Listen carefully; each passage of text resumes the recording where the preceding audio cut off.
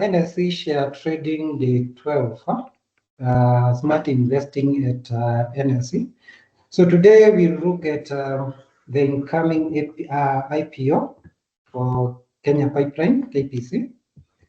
Then we'll go through bonus shares. For those who are new in trading, we'll go through market depth in details and how you can use it to select prices. Then using an NSE calendar, we see what to expect for the remaining part of the year. Then at the end, we go briefly through money market fund and see how you can be juggling between money market fund and shares. You park some money in money market fund. As it earns interest, you'll be watching market. If it goes down, then you can withdraw from money market and buy shares.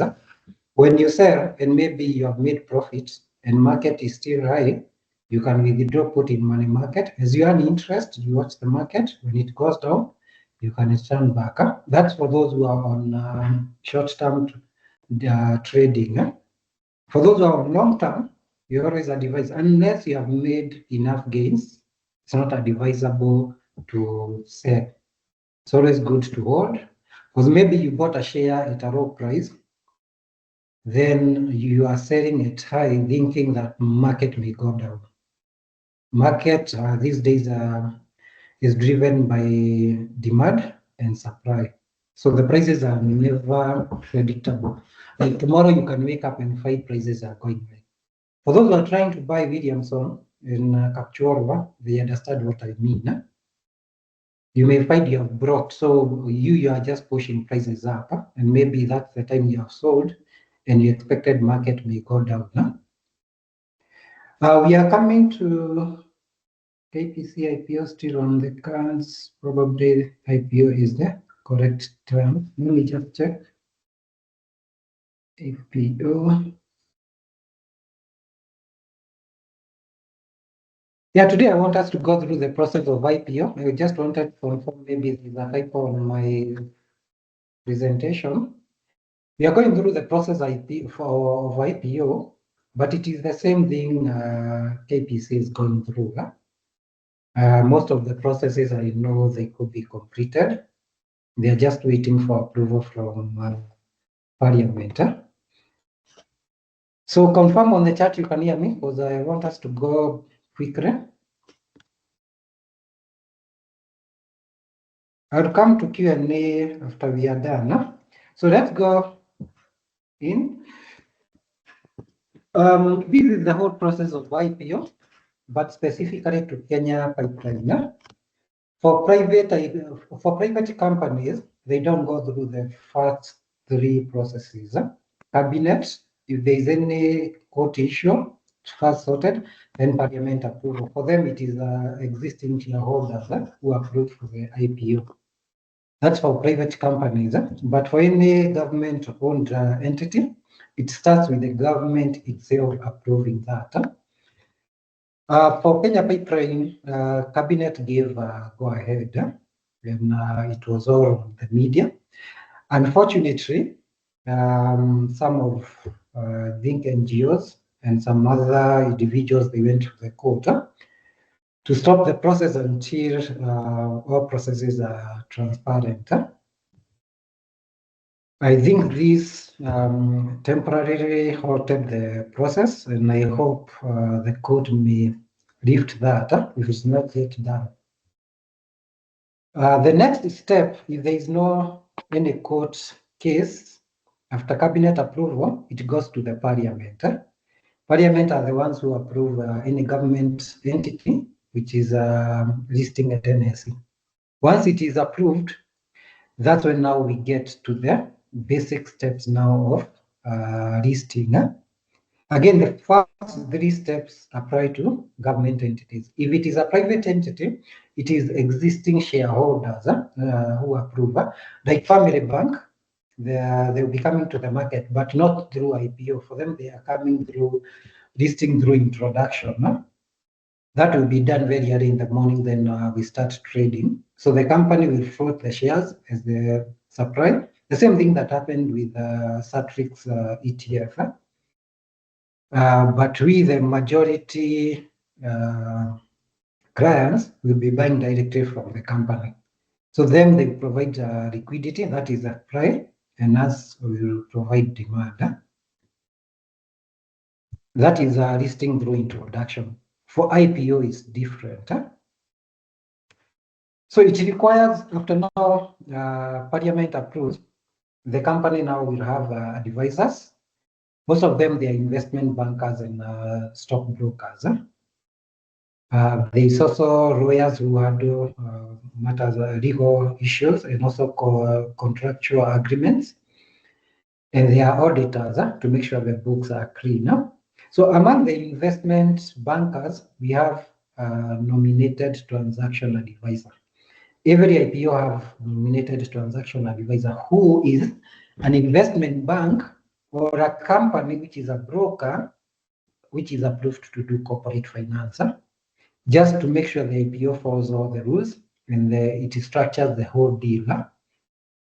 Then there is a sponsoring broker.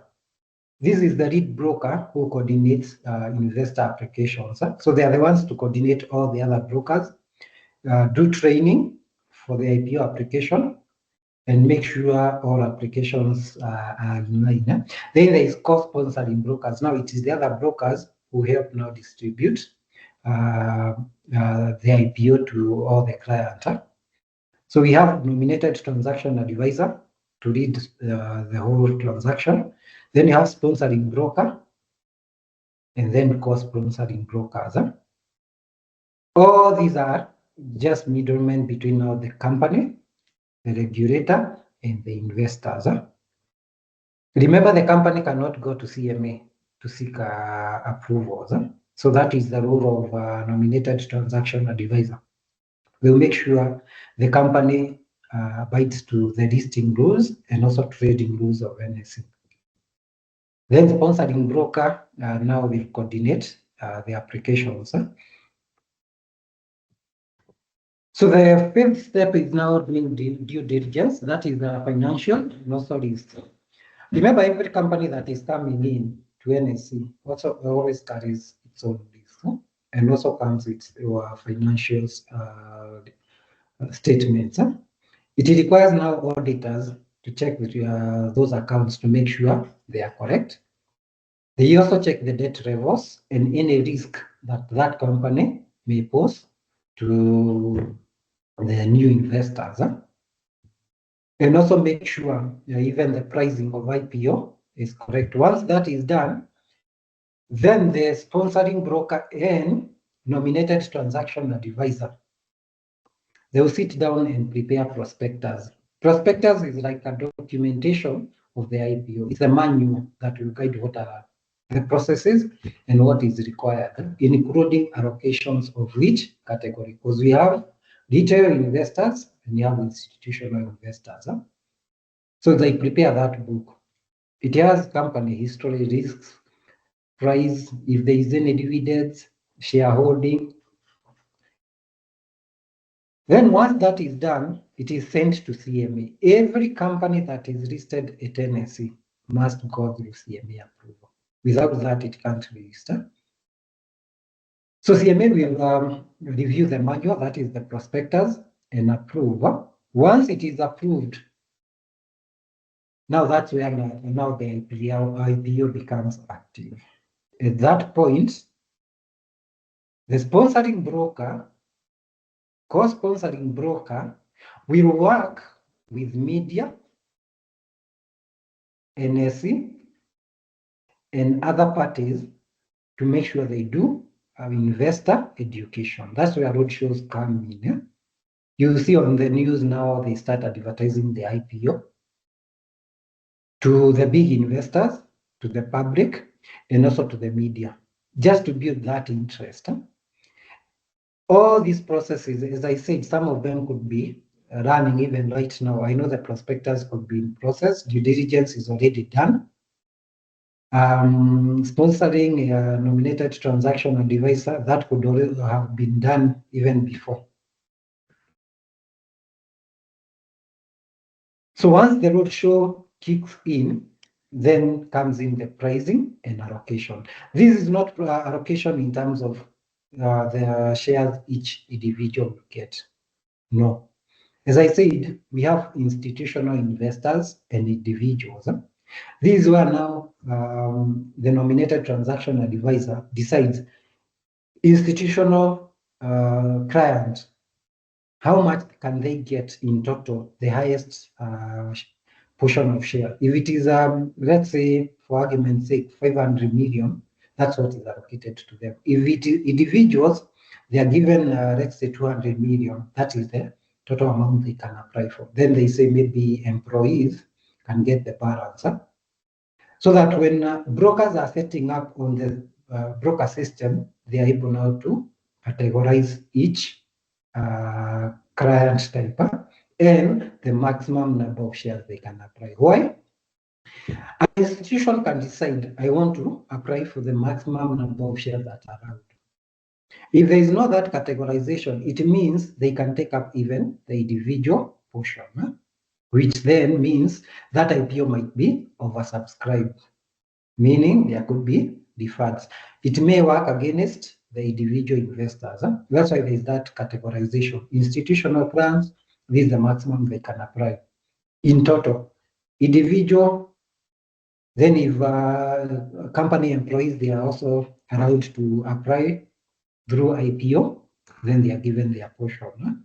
Then the brokers now will set up on their back office system. And also, the registrar for that company, because that registrar is the one who will receive the application form, needs also to match that in their system. Then now comes the point where you as the client come in, subscription. This is why you as the investors apply and pay for the IPO.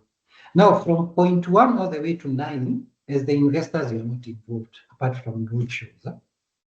Where now NSE will call you for briefing, or you see them doing the caravan on the road, advertising this IPO. You see it on the media. The rest, they are done by the brokers, together with now the nominated auditors, and also CMA and NSE, CDSE. So at the subscription stage, that's where you as the investors come in. What is your role? Your role is to go to the broker, request for application form. Hopefully this one we can do digital, but we had one with Safaricom, and it was a bit of mess. So I hope when they decide to go digital, you won't have issues. But mostly it's a physical form where you feed in your details, then the number of shares you need, and the amount to pay, then you sign. It's that simple. Again, as the investor, the only thing you do, fill in the application form, your names, your address, and your bank details. If you're receiving through, if you want to receive refunds through bank, and also your mobile money number, if you opt for mobile money, then the number of shares you need, and the amount you're paying, because the number of shares times the IPO price gives the amount. Then you disclose the mode of payment. Now, at that point, you need to have a CDSE account. So at the point of filling this application form, you need to have opened an account with the broker. If you don't have an account, like now with the AIB Access, you can open remotely, either through our app, AIB DigiTrader, or through our online portal. It's that simple. You just feed in your details, we'll process, you get your CDSE number. For IPO, you don't have to wait the following day to start trading. Immediately you receive your CDSE number, you proceed to fill in the form. Make a payment. Now, there are several modes of payment depending on the IPO. One of the most common is on account, where you deposit money the same way you deposit to buy shares. It is posted in your account, but don't make mistake of buying shares because you reduce the amount you can utilize for IPO. So once it is posted on your account, you allow a broker to make the application. They will debit your account and pay on your behalf to the registrar. So that's called on account. where you're depositing in your brokerage account, where you trade shares, then the broker will debit from there and pay directly to the registrar. There is also direct payment to the registrar, where you can decide I'm paying directly. So instead of paying to the broker, you pay to the registrar's account. And there is also bank guarantee, where bank gives you a guarantee. They pay on your behalf, then you pay back. So those are the most common, but we always advise if you can do on account. Deposit on broker's account, make application is processed, sent to the registrar. Why is that the case? What if you send your money to the registrar and you need to amend the form, maybe to reduce the number of shares? You will not get back that money. You'll have to wait for allotment to be done for you to get the refund. But if it is in the broker's account, they will only debit the amount equivalent to your application. The rest is left in your account. So now this process takes roughly a month or 2 months, depending on the way the IPO is structured. So you'll be allowed enough time to make application. And this is not like shares where you need to get early because of price movement. No, price of IPO doesn't change. So you can decide IPO opens, let's say for argument's sake, opens tomorrow. You can decide I'll be looking for money until the next 2 weeks, then I come and fund and apply. Price of IPO doesn't change. So you can apply anytime, but always try to make your application early enough when the IPO opens. Why? If you need to amend at the end, if you are getting in at the point of close, remember the broker may not have that time to amend the form. Reject, apply again. You might find your form is either rejected or is delayed. Now, to make sure you're not delayed, apply the first time IPO opens. Make sure you fill in the form, make your payment, and the broker capture the form the same day. You will have peace of mind when you're thinking of how now you'll be buying shares, other shares. So you will not be concentrating much on the IPO process. So the sponsoring broker and co-sponsoring brokers, they're the ones to collect the forms, money, process, submit to the registrar. So this is sent to the registrar. The registrar will have enough time, maybe a month, or if it is electronic, it could be weeks, to process the applications. If IPO is not oversubscribed, that is, if they have floated, let's say 1 billion, and you have applied to a maximum of 1 billion or less, then all the investors qualify for full allocation. If you applied 1,000, that's what you get. Another one who applied 1 million, that's what they get. However, if it is oversubscribed, depending on the categories, remember we had categories. If it is oversubscribed in your category, then they apply a ratio. They say, let's say we give 70% for us to be within the IPO amount. Then the rest is refunded back. So the allotments, shares are allotted now to individuals. If there is any refunds, then they are processed. Depending on how you selected. If you selected on the form, your refund to be processed through the broker, that's where the check will go to. You need to come and collect. If you said they directly send money to you, the bank details that you give when making that application, that's where the refund will be sent to. If it is mobile money, that's where it will be sent to. That's why when filling in the application form for our IPO, you need to be very, very, very, very careful the details that you're giving. This is not like dividends. For IPO, you have to go to the broker. Broker have to confirm with the registrar. Then you start writing letter for you to get that refund. In most cases, it will go then through the broker they pay, which again takes some time. So if there are refunds, make sure on the form where they are asking for refund details, you have captured correct details. So Refunds only happen when there is a oversubscription, no? Or by maybe bad luck. Like here we have a court case. At the point of allocation, the court decides the IPO didn't follow the right procedures. They might decide to cancel that IPO. So you get back full refund. But again, CMA approval is pegged on court direction. They can't give an approval if there is a court case. Then comes in the listing date. This is the time the shares start trading at NSE, the first time. So every share you see at NSE, it had the first time it entered into the market. Most of them, they came through IPO. A few, they have come through introduction. So listing day is the first day shares are trading at NSE. We said listing by introduction, it is the company to provide the liquidity. That is the shares to buy from.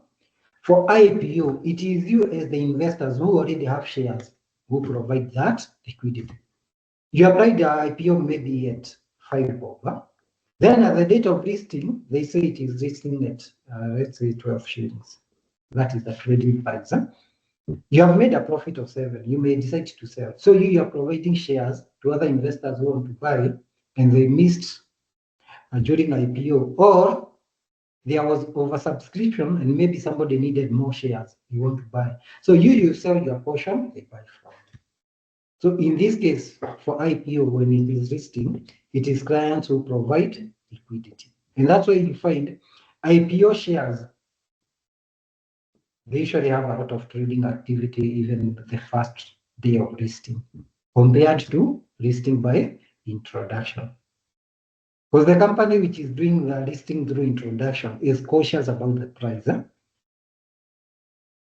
They don't want to sell shares at high price. So they watch and decide you release portion, then they watch the market, release. Then the people who are still buying from them after T+3, they may decide now to sell. Now they also start providing liquidity to a point where the market itself is able to provide liquidity on both sides. That is buy orders, demand, and sell orders for supply. For IPO, it is straightforward. The first trading day, it is you as the investors who are providing your shares for sale to other investors.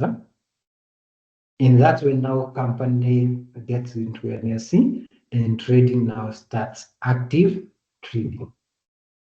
Prices, as we come to market depth, prices from there on, they are dictated by formulas of demand and supply. If there is if demand is higher than supply, then it means prices go up because there is interest in those shares. However, if supply is more than demand, remember they are forced to sell at demand's available price. You might find the market prices push down. So market prices at NSE, they are driven by forces of demand and supply. There is never insider information. Insider information will always be captured by CMA, NSE, through the oversight team. So that is on our IPO process. It's very simple. Like now for Kenya Pipeline, we are already on step 3 and step 2. But there are rumors that that court case was thrown out.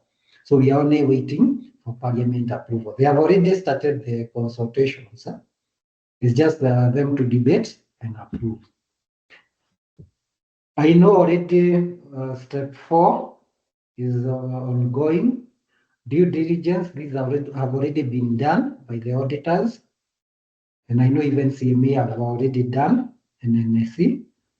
Prospectus, it could be in draft level, because this does not need to wait for these approvals.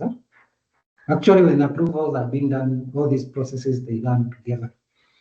We will not now be waiting for CMA approval, which should be a day or two, because they are always in those meetings. So for them, it's to receive and approve. Roadshow, price allocation, and subscription, they go together. So it is announced today, brokers start tomorrow to onboard client. Pricing is already done during prospectus time. Then step 10, we run maybe for 1 or 2 months. Then after that, allotment of share, which may take after close, maybe a month or less. Then listing and start trading. It's the following after allotment. So it's a simple process. But for Kenya Pipeline, now with the court case and also parliament approval, it may not be possible maybe this year, maybe late November or December, but we don't see that happening, maybe next year. If there is no other court case. Remember, when the parliament approves, we might find another person now going again back to court. Again, we go back to the same process, which then delays everything. Hopefully, we go through step 1, 2, 3 quickly. The rest are straightforward. They don't have features. So that is on IPO.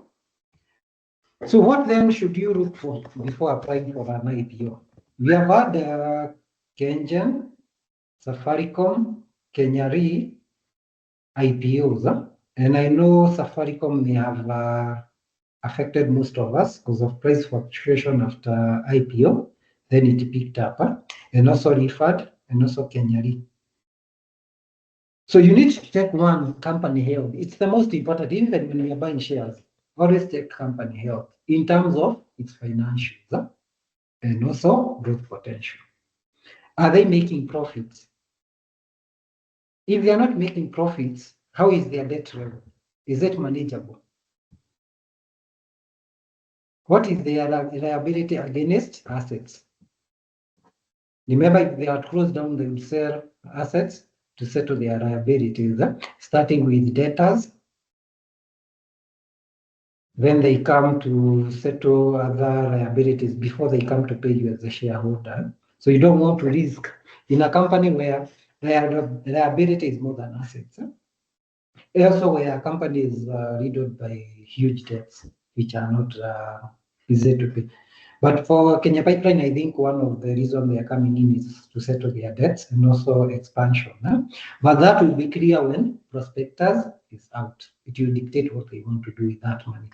It is you to decide. Do I want to give this company my money to do what they want? If it is settling debts, how much of debt do they have? If it is expansion, do they have innovations they are doing outside just fuel transport through their pipes and also through other means? Do they have other products they are bringing in, or is just one product? And for those who I can see they're asking what IPO means, it is initial public offer. The first time that company is coming to the public at NSE. Also look at the growth potential. Like for Kenya Pipeline, I know they could also be targeting to venture into oil and gas and also other government projects. The next thing is prospectus details. That is the first book you read. When you go to the broker, it will be put even online. It will be shared even on social media. Read it through keenly. It dictates everything. Where the IPO funds will go, dividend policy, and other financial statements for that company, the last of the results. So you can tell where you're putting your money into. The same prospectus also breaks down investors, institutions, how much can they apply? Retail, how much can they apply? Employees, how much can they apply? Then also check valuation and pricing. So you compare like now for Kenya Pipeline, you would compare it with KenGen and Kenya Power because they're in the energy sector. Check the IPO price against Kenya Power, so that you don't end up overpaying in the IPO, while the company, when it comes to the market, maybe even the prices have a chance of going below the IPO price. And all this, you don't need to worry.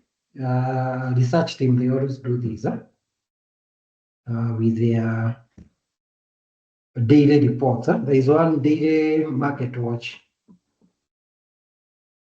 that usually have the company valuations. You can use that now to compare with the IPO price. Then risks. Check whether they have had court cases in the past. Politics, have they played a role in the running of that company? Regulations.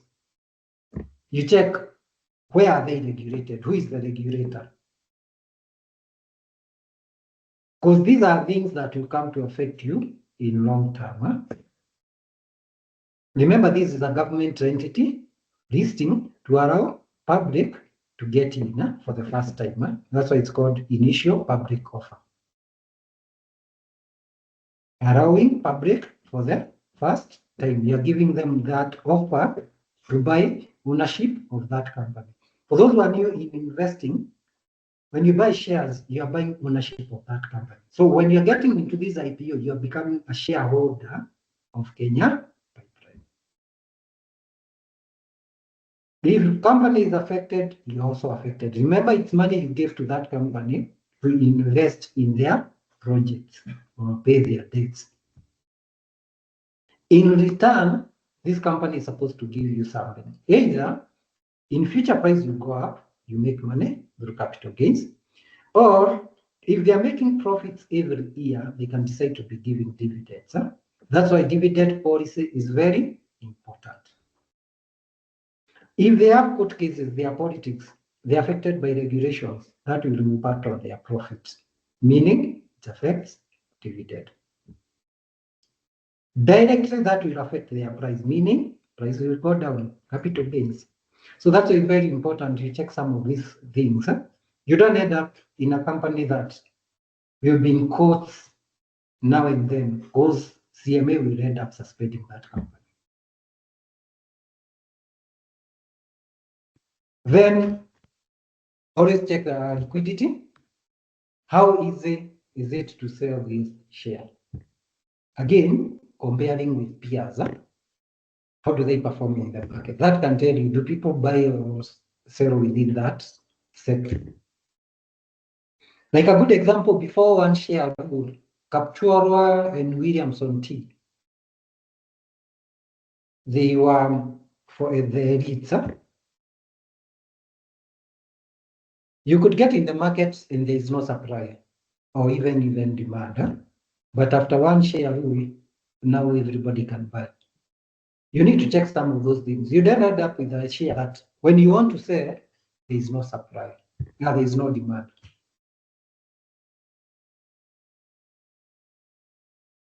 Then again, you also need to check whether it's a government entity or a private entity. For a government IPOs, they target broader public participation. So you may find the categorization I talked about may not be there. They have decided to let us open for everyone.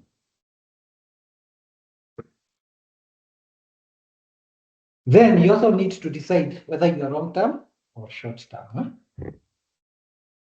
If you're getting into IPO, you need to have a target price if you are short-term. If IPO is 5, you need to say when it comes to 20, that's the time of sale. If you're long-term, then you don't need to worry about pricing. You only need to worry about capital gains and dividend policy.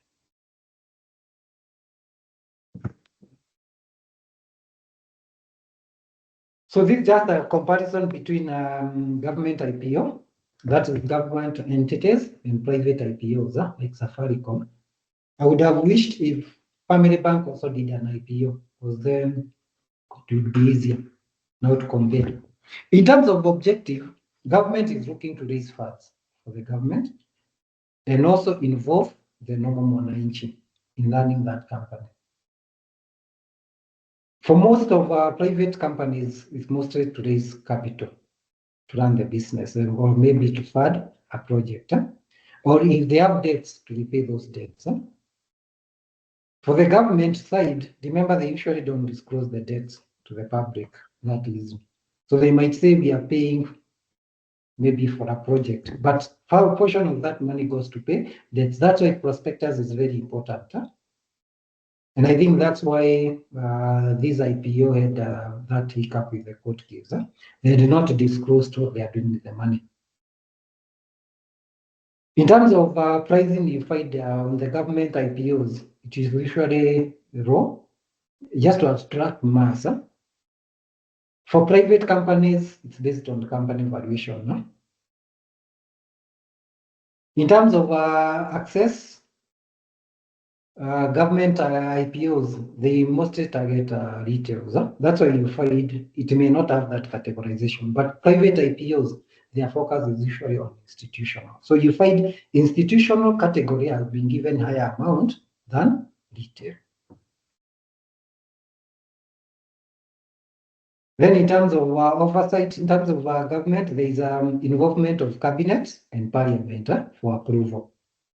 And in most cases, you might find during that process, you may not miss a court case. For private companies, it is directors and shareholders who decide. So you may find there is no court case. Because if you are a shareholder or a director going to stop that IPO, the best thing the company can do is to release you. In terms of marketing, then government IPO, you expect to get mass media. For private IPO, it is usually targeted because of the budget. In terms of this, government IPOs, you never miss politics. And I'm coming to that slide because I know now you start hearing people now trying to shoot down the IPOs. That is expected, but those are politics. They don't affect the court. Hopefully, they don't swing parliament decision. In terms of private IPO, it's just over business. So now we go specifically to Kenya Pipeline IPO. There are opportunities which are there. Everybody, I think, when you're traveling, you always use fuel, unless it is electric vehicle.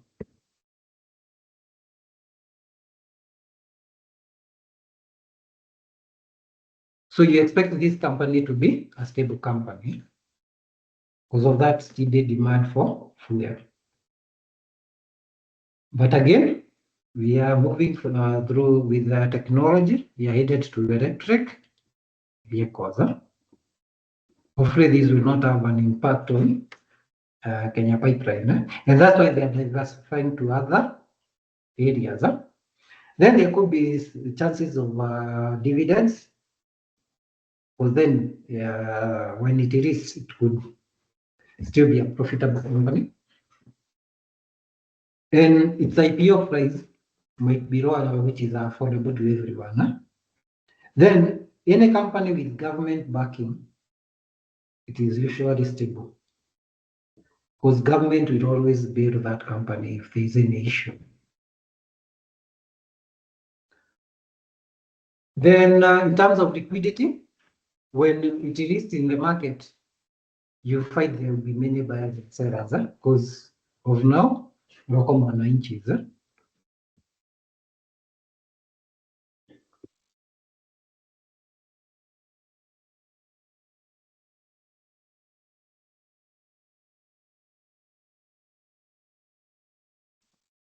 Sorry for that. Now, in terms of risks, there are court cases. Already they have started with a court case. I hope that could not signal red flags. We have talked about them in the previous trainings. We also expect some delays in parliament because of personal interest. We have already started to see those personal interests. And you as investors always look at the news and what is circulated on media. It will tell you their personal interests, and that's why we are seeing all these court cases. Then there could also be political influence on KPC in terms of running the company and also how it trades at NSE. Hopefully, CMA will try, when they are doing their due diligence, will try and seal all those loopholes. In terms of operational risks, remember these are companies that can be affected by leakage, theft, and also, sorry to say, corruption. If that affects the company, remember prices are affected. We are headed to election time, and we expect maybe market to go down. Again, based on your investor sentiment. If you panic and you start selling, you push in a C20 share index down, meaning market will go down. This could affect KPC when they come into the market. You may find their price is also affected. Remember Safaricom, what happened? Came in at the period when we had, was it post-election violence around 2008, just after elections. And you saw the price went even to 2 bob.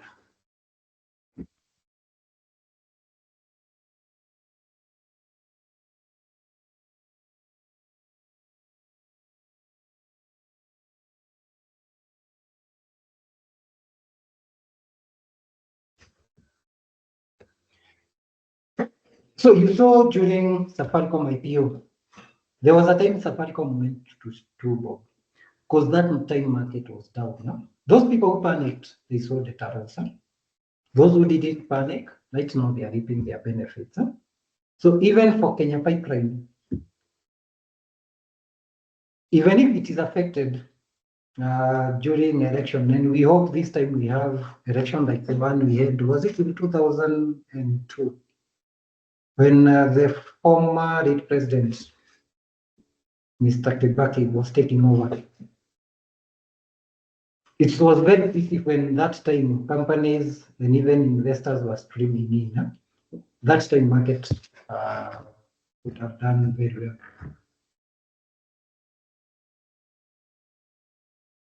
But if you look at the elections we have had, there is that history of instability which affects the market. But how does it affect the market? We all want to sell. You go and see there is more supply than demand. We'll come to market depth and explain this. You see, there is more supply than demand. You all want to sell.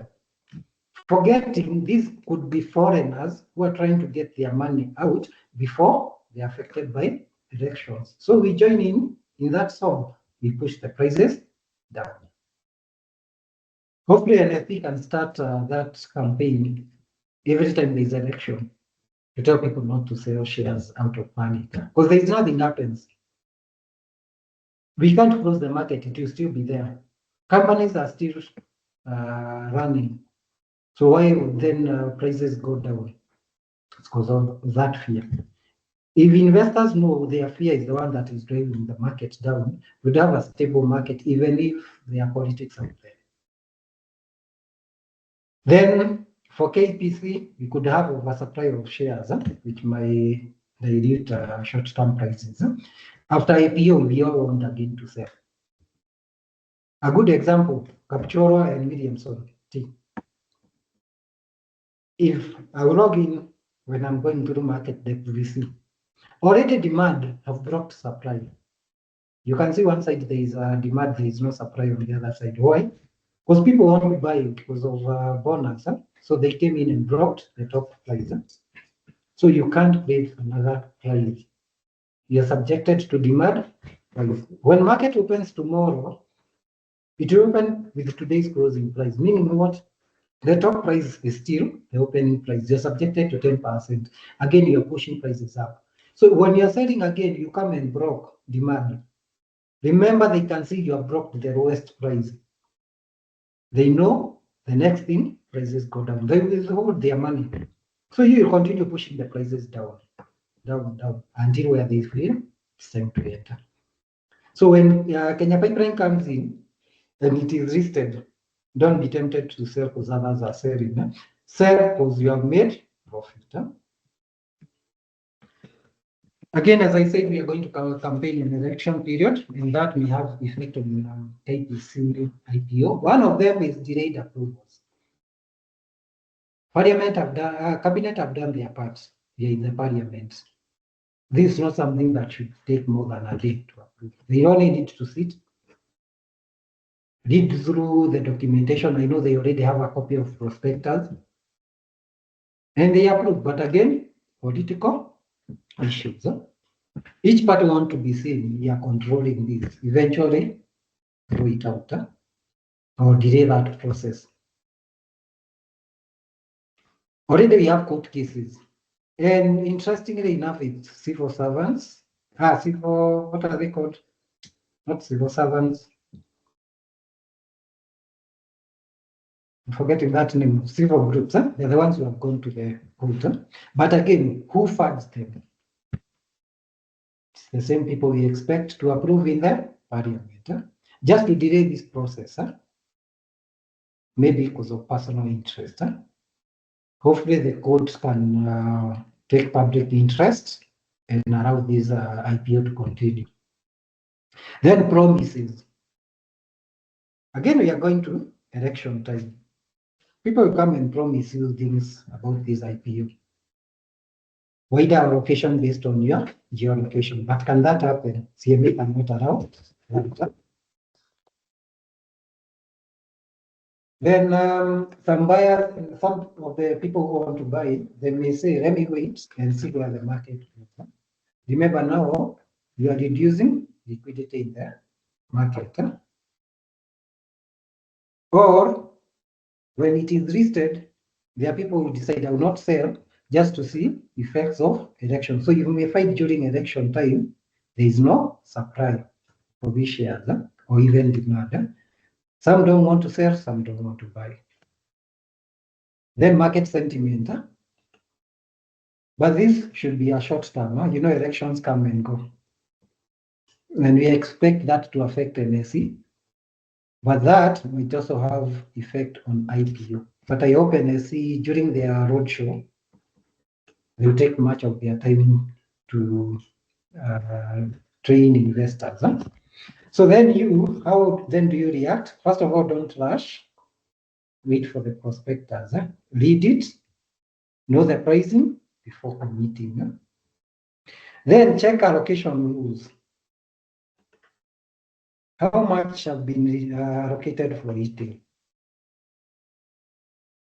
Because that tells you retail participation when we come to the market trading. Then also, if let's say between now and the time they are announcing, which is not clear, you have some funds that you're not sure where to put. The market is already high, so I wouldn't tell you to put in shares. You can put in money market fund for that duration, knowing that that money is what you use in IPO. So when you're withdrawing from money market fund, you will withdraw plus your interest. So you have not rest. Then when you're getting to this IPO, start thinking of long term, not short term, and ignore noise. The noise will just be for some time, then the market stabilizes. So before I come to bonus shares,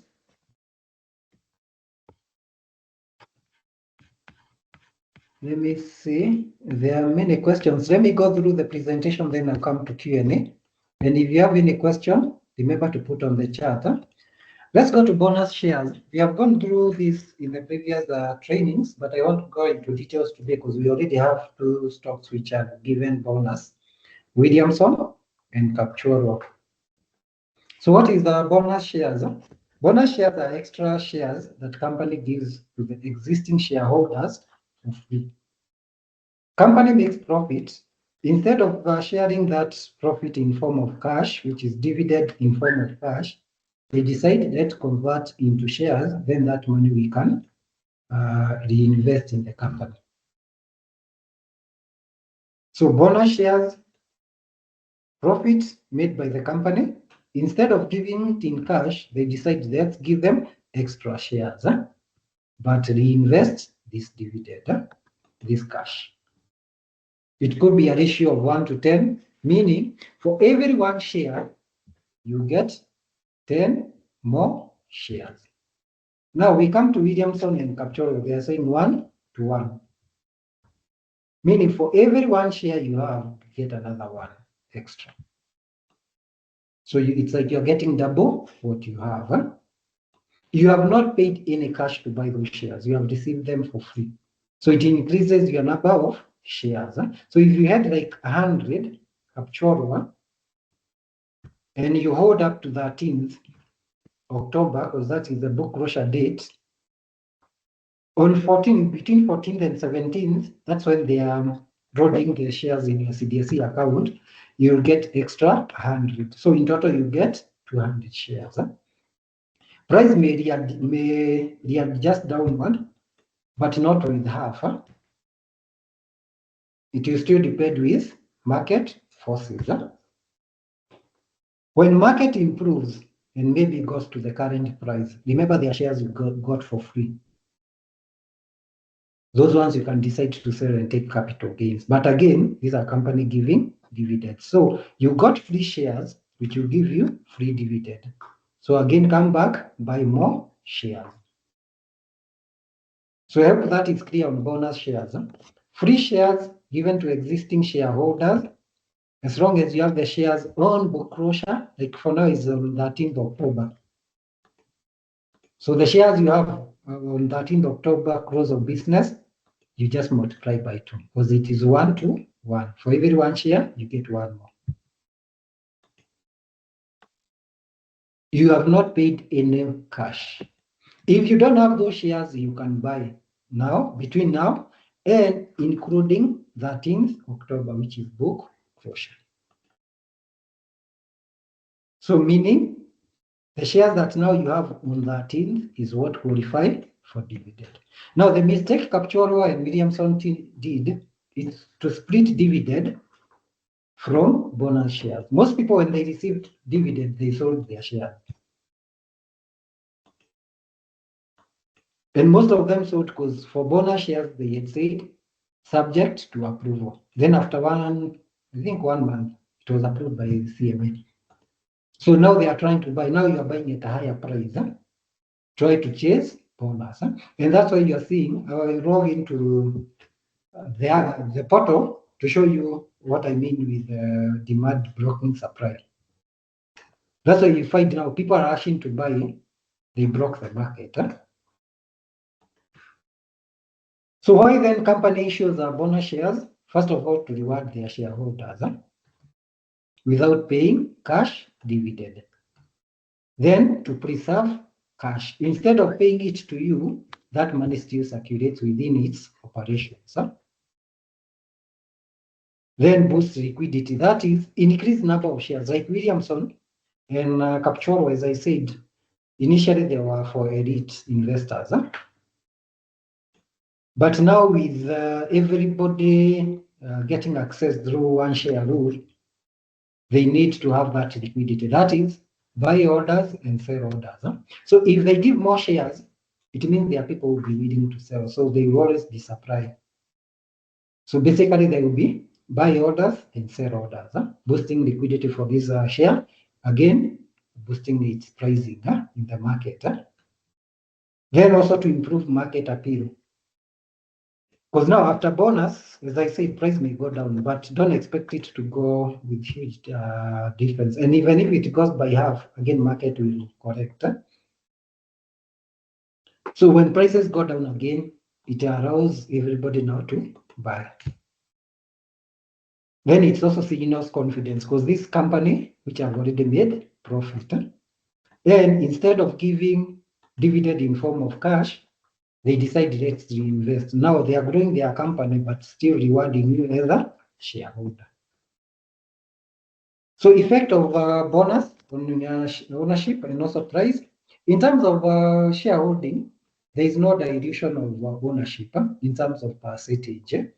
Remember, if you had 1,000 shares and maybe the total shares they have in the market are 1 million. There is that percentage. Let me quickly work it out. It's around 0. Let's take 100,000. It's around 0.1% ownership. If I have 100,000 shares, if I'm given more shares, remember now I'll get 200,000. The percentage does not change because the total number of shares they have also adds into the market. You find now they have 2 million. The percentage ownership doesn't change. So it doesn't dilute ownership of that company at all. So I hope that is clear. So you only get more shares, but the percentage ownership doesn't change at all. Because again, if they are giving you more shares, it means even their total shares in the market also goes to the same ratio. Effect on price, price may readjust downwards, but it will depend whether it is open day. If it is open day on 14th, it means you can put any price. Remember, we demand and supply are the ones who dictate the price. We might push it to the half.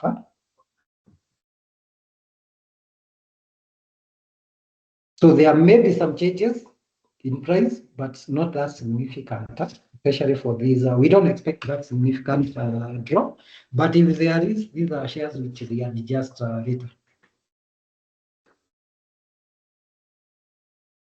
So again, just a summary, just comparing now bonus and dividend. Bonus is where you're getting extra shares free. Dividends is where you're receiving cash. In terms of impact on company cash flow, bonus, there is no effect because they keep cash, they're only giving more shares. Dividend, that cash moves out of their books. In terms of shareholding, bonus, there is no change. Because you're getting in a same proportion. So the total also adds. In terms of dividends, nothing changes because you have not sold. In terms of price, on bonus, it might readjust, but not with that huge impact. It depends on the share itself. In terms of dividend, it readjusts with the dividend amount. Because the people who are buying on ex-dividend date, they are not entitled for that dividend. So that's why price readjusts down with that difference. So that if you are buying that time, you are buying lower than the dividend amount because you are not entitled to dividend. I know most people ask why shares move with the same ratio of dividend. It's because the people who are buying ex-dividend, they are not entitled. So that's why there is that price drop. In terms of liquidity bonus, it increases the number of shares that are available for trading because there are more people holding shares. So even sale orders, there will be more. In terms of dividend, there is usually no change in share count. In terms of benefits, as an investor, you're getting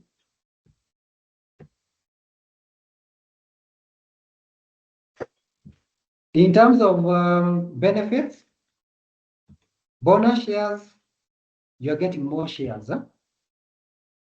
which then projects to your capital gains in future, and also higher dividends. In terms of dividend, you're getting immediate cash income. And unless you reinvest, then that dividend moves out of the market.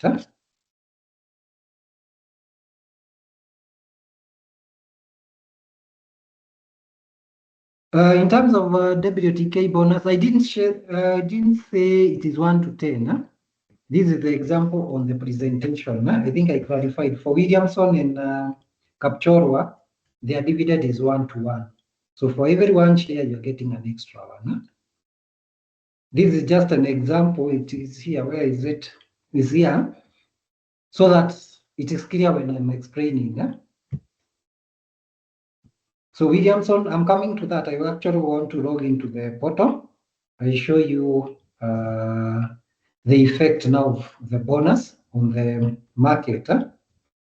And also, let's go to price risk. Let me see if there is any other slide. So then how do you position yourself for bonus? First of all, do your research. Check whether the company is making strong profits and why they give that bonus. It could be maybe they just sold a building somewhere. They decided to give that profit as shares. You see, that is not long term. If it is coming from their own revenue, then that is a strong company. Also expect speculation in the market. You see prices moving. I'm logging into the portal so that we see. Then avoid overpaying. Why? Like now, the people who are buying Capture, they have already pushed the prices up, and also Williamson. They will be overpaying, push prices up to the ceiling. When market closes, when book closure ends, prices go down. You have already overpaid. Then check eligibility date. What does that mean? The date you need to have the shares for you to qualify. It's on book closure.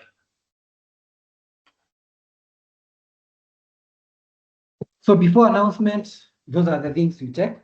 Then when announcement is made, already the announcement is there. I wish we did this presentation before.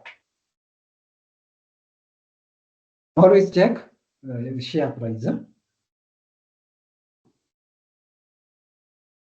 Then remember there is no immediate wealth gain. Value stays the same. Prices may go down, but when they improve, then your share price, your value also goes up. For those who are in short term, that time you can sell and take capital gains.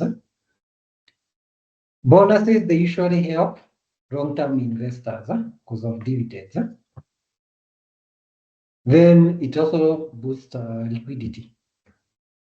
So let's go to the app, to the portal, online portal. Let me open that. And there was a question that was asked, which app do we use for trading? For NSE, it is AIB DigiTrader or our online portal for AIB Axis. Let me just open, share. Let me stop sharing. I will come to Q&A. Hopefully we can quickly rush through this. Then we have time for all questions. Let me just open, where is it? It's here. And for those who are just coming in today for the first time, I'm Peter Chake from AIB Access Africa.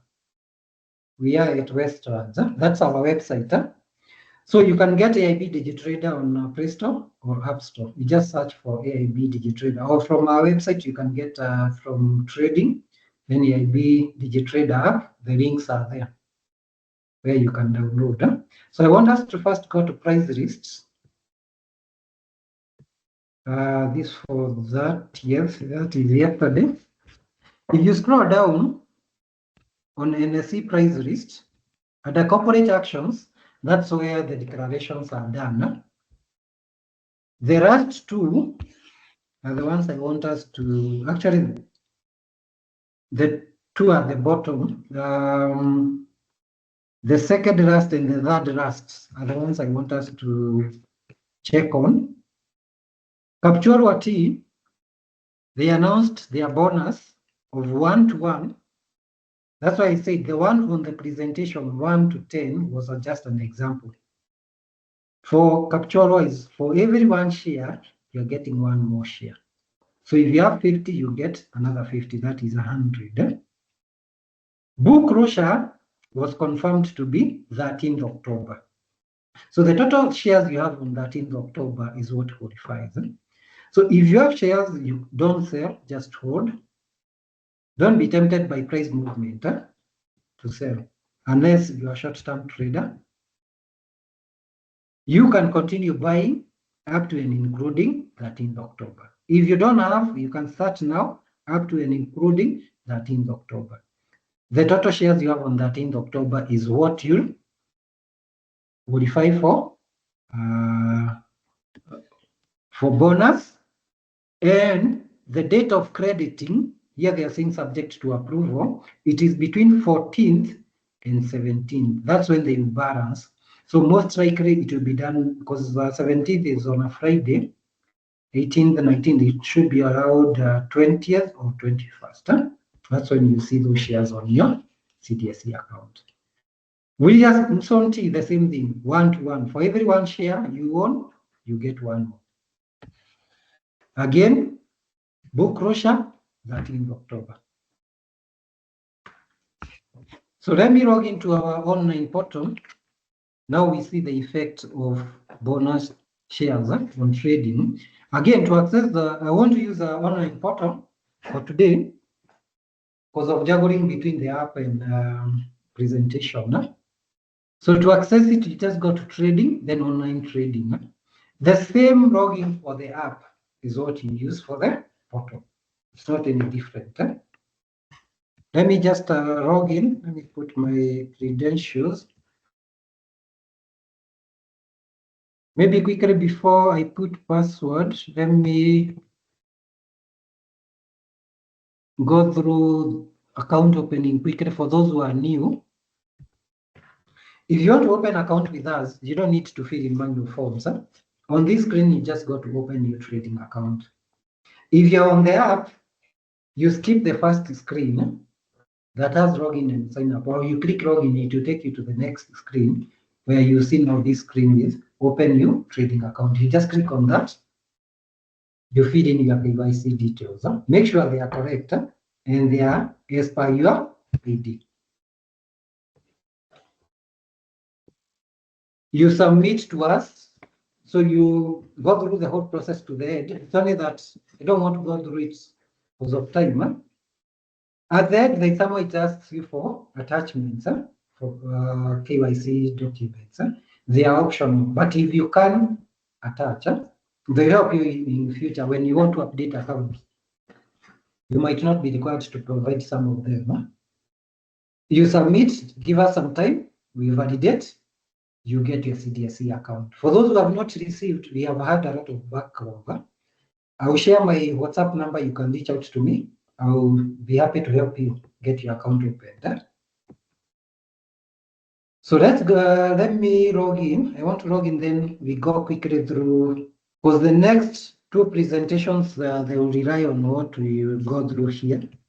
So I'm just putting my password and log in. Let me share that screen. So I want us to go to watch list as the team checks the issue you are facing on your side. If you are new on the app, this is the screen you get. Invested value is the total amount you have used to buy shares. The total shares you have. Current value is the value of your shares if you are to sell today. So invested amount you have used to buy. Current value, the value you would get if you are to sell today. But there is a difference. Invested value includes cost. So the figure that you see there, invested value in your app or your account, is the exact amount you have incurred to buy shares. Then current value doesn't include cost because you have not sold. So the profits that I'm showing there, I need to factor cost of sale. That is brokerage and the revenues, which I think could be very small. The next screen I want to go through is portfolio. That's where you see the shares that you have, that you have bought. I don't want to go through this today. It's just for those who are new to this training, so that they also, when they get out of here, they know how to trade. So this gives you the shares that you have bought and whether you're making profit or loss. In terms of funding, it is at the head funds, then deposit. From there, you can be able to either to deposit for mobile money or you do bank. If you do bank, you need to send that slip to us. On the app, there is get in touch, where you can just come and paste that message here, then subject you just say deposit. I want to rush quickly so that we go to watch list. And withdraw is the same, just click withdraw, then you select either EFT, 2-day payment, M-Pesa, paid to your M-Pesa number, or RTGS, which is paid to your bank. Again, let me go back. So that is on funds portfolio. These I'll come to next time, on next Wednesday. I'll be doing now full training for the app. But today I want us to go through watch list. And we go to Williamson, Apchorwa. It is now they have opened the surprise side. Initially, it was the top bid was 402. but it was very small shares, number of shares, it was one person. But you find you have blocked the board. Even if you're seeing here, it could be one or two people who have placed their order there. If somebody buys it for one, let's say 1,000 shares, remember they can only get 500. So 400 will be queued on the bid side for one. Again, another person comes and buys it for two, maybe 5,000. The balance will be queued. You find when I click buy, the highest price you can put is 402 at a price range, 402. So initially, where there is 370, we had 402. So meaning the people who are buying, who are selling, were subjected to the buying price without any option to put any other price. For those who are asking whether this is AIB Access App, yes, AIB DigiTrader. It is AIB DigiTrader. So let's see Williamson. Hopefully it is not yet. Yeah, like this one now. This is what I mean. Huh? You broke the board. If I click buy, the highest price I can put is 302.50. What is that price? It is the one that highest bid have placed. It means the people who are placing the sell price, they can't put price beyond that. If I try to put price here of 303, it won't allow me. 303. It won't allow me because the highest I can put is 302, which means what? Demand have already brought supply. And it's not many people. I wish I was able to log into the portal right now. I show you how you get the split. But once it is sorted, I should be able to log in and show you. Because for the portal, it will show you the splits. You may find like this one is maybe 2 people or 5 people who have just placed that price to buy it at the highest. Why? Because they are chasing bonus. Now, if market closes with 302, that is the price it will open with tomorrow. Already we have a change of 10%. So tomorrow it means we might go another 10% high. That is 20% gain. For those who are looking for capital gains, it is you now to make decisions. Already in 2 days, you have made 20%. You can decide, let me sell. But again, when is the book closure? 13th October. People are still buying just to qualify for this bonus. And most of these who are buying, you may find it's people who sold during dividend. That's why we always advise never sell because there is panic in the market. It is the worst thing you can do in this market. Immediately you sell, remember you have to come and buy at the prevailing price. So let's go back to the presentation as I check what's wrong with the online portal.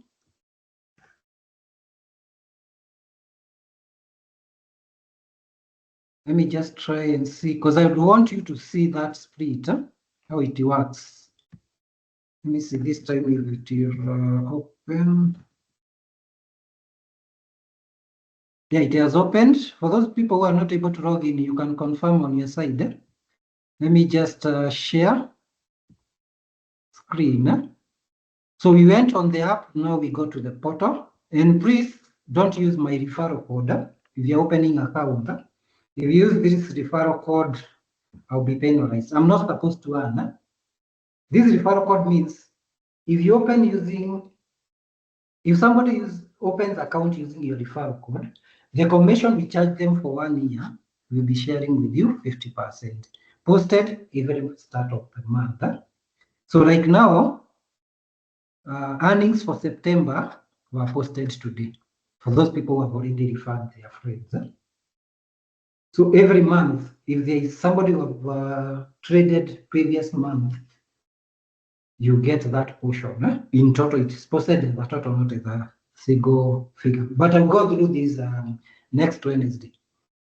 So let's go again back to Williamson. I want to close this portfolio and drag this screen here so that we can see. You can see there are splits. That's what I mean on this screen where there is gray and red. There is this column for split with some numbers. That's what I want to explain. Let's go down to Williamson. Then tap on that. It is loaded. You see, already 17 people or 17 orders totaling to 21,273 have brought the market for the day. Until those orders are cleared, price can't go down. No? And if you look, the prices are well spread. 302, 300, but now between 300 and 292, there's a difference of 8. Meaning what? This could be intentional.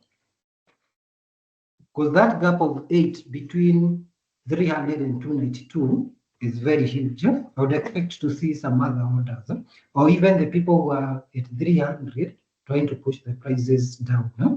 Those at 302 trying to push the prices down. This could be intentional to just push the prices up. That's why in this market, you need to observe what is happening. We'll come to market depth so that I explain what it does. That's why I'm not explaining the offer and the split side. If we go to Capture, where is it? Here, you find again, it's just 1 and 2 orders, 2 people on the supply side, and they are limited to that price, 401 and 402. But again, there is a spread between 401 and 370, or around, is it 20 something? Yeah, around 29 point something. What that means for Capture, it is not the market that is broking. It's the forces of demand and supply. People want to sell at high price, but again, demand. In the morning, we push the prices up, so we are still subjected to high price. So let's go back to the presentation. Let me exit this. And please don't use my referral code. I will be penalized by the company. As a staff member, and especially on the technical side, I'm not supposed to earn anything. So let's go back. And I hope now you have seen the effects of bonus, effect of demand and supply after bonus is announced. If we all want to buy, we broke supply. And then now they wait the following day because they don't want to sell at that price. Executions will still happen because there is demand. And as a seller, I have to sell at that price. But remember, if demand is broken for, was it Williamson? If they are broken, then tomorrow it means the price will go up. Why then would I sell today? I would wait rather than wait tomorrow. See again if they push, prices up. Now for Capture is different. I think there is somebody who came in and bought the top shares and opened that flexibility of putting the price. And that even happens when there is dividend on ex-dividend data. That's why it's very important when you're placing the orders. You go to market, we'll come to that. We come to something else that we saw in the markets, cautionary and profit warnings. What do they mean? Cautionary statements is a company is signaling that something is to affect that company. Something material is to happen to that company. And in future, it may affect its performance or its dividend. A company says, like what happened with DTB. They say, cautionary statement, you take caution on dealing with their shares because they are selling one of their branch in was it Burundi? They are selling their shareholding, part of it. I think it was around, was it 95%? That is significant. Why? Remember, they were getting some money there as profit. If they sell their shareholding, it's like they are moving out of that company. It means their profits may reduce. What may follow after that? If their profits, as a sale of that, may reduce by 25%, they would announce a profit warning. So a profit warning is their company is announcing to its investor, they expect their profits to drop by a significant level. Mostly from NSE, it is 25, anything above 25%. Even losses, if the loss they are making is going below with another 25%, they are supposed to give a profit warning. Why? Because investors, maybe you're expecting a dividend, but profits have gone. Maybe that time they are not giving dividend. So cautionary statement is just a saying that something is about to happen. It could be a merger or a big deal, restructuring, or fraud investigation, like what happened with Kenya Re. It was done overnight. So by the following day, everything, top management, I think their CEO was suspended and an acting CEO was appointed. Them, they didn't have that time to caution because already appointment was done. Look at Stanchart. They also gave their cautionary statement because of this court case they have with their staff, I think ex-staff members for pension payment. Until that court case is determined, you need to take caution on dealing. Why? That court case can be determined anytime, and maybe it's not in their favor. Remember, they are paying from their cash. They are paying those pension, meaning what their profit will reduce. If it goes below by 20%, later they will be forced to give a profit. So that's why cautionary statement is very important because it signals what is to happen next. If it's nothing major, then you don't need to worry. If it is affecting company in future, then you need to take caution. Because immediately they issue profit warning, the following day is open day, prices shoot down if they are making losses. If it is a merger, it means the company is acquiring another one. If they are the ones gaining, then profit may go up. If they are the ones being acquired by another company, if they still continue trading the same name, at one point, they may need maybe to buy out existing shareholders. So that's why cautionary statements are not that material. They are not supposed even to make you panic. You should never panic because of cautionary statement. It doesn't affect company performance immediately, even share price. It's people who come and panic, you all want to sell and push prices down. If it's something positive, you all want to buy, we push prices up. But profit warning, it's the actual performance of the company that will affect the price. So why then do they matter? One, they help you avoid being caught by surprise. If you see cautionary statement, it tells you between that period until they close whatever issue is there, you trade cautiously because immediately they announced the closure of, let's say, a transaction, the following day you expect market to react.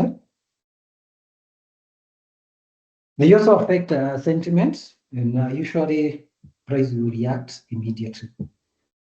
As I said, market is driven by demand and supply. Any positive sentiment, price up. Like now, Williamson, Capchorwa, they just announced the other week, and price is shooting with 10%.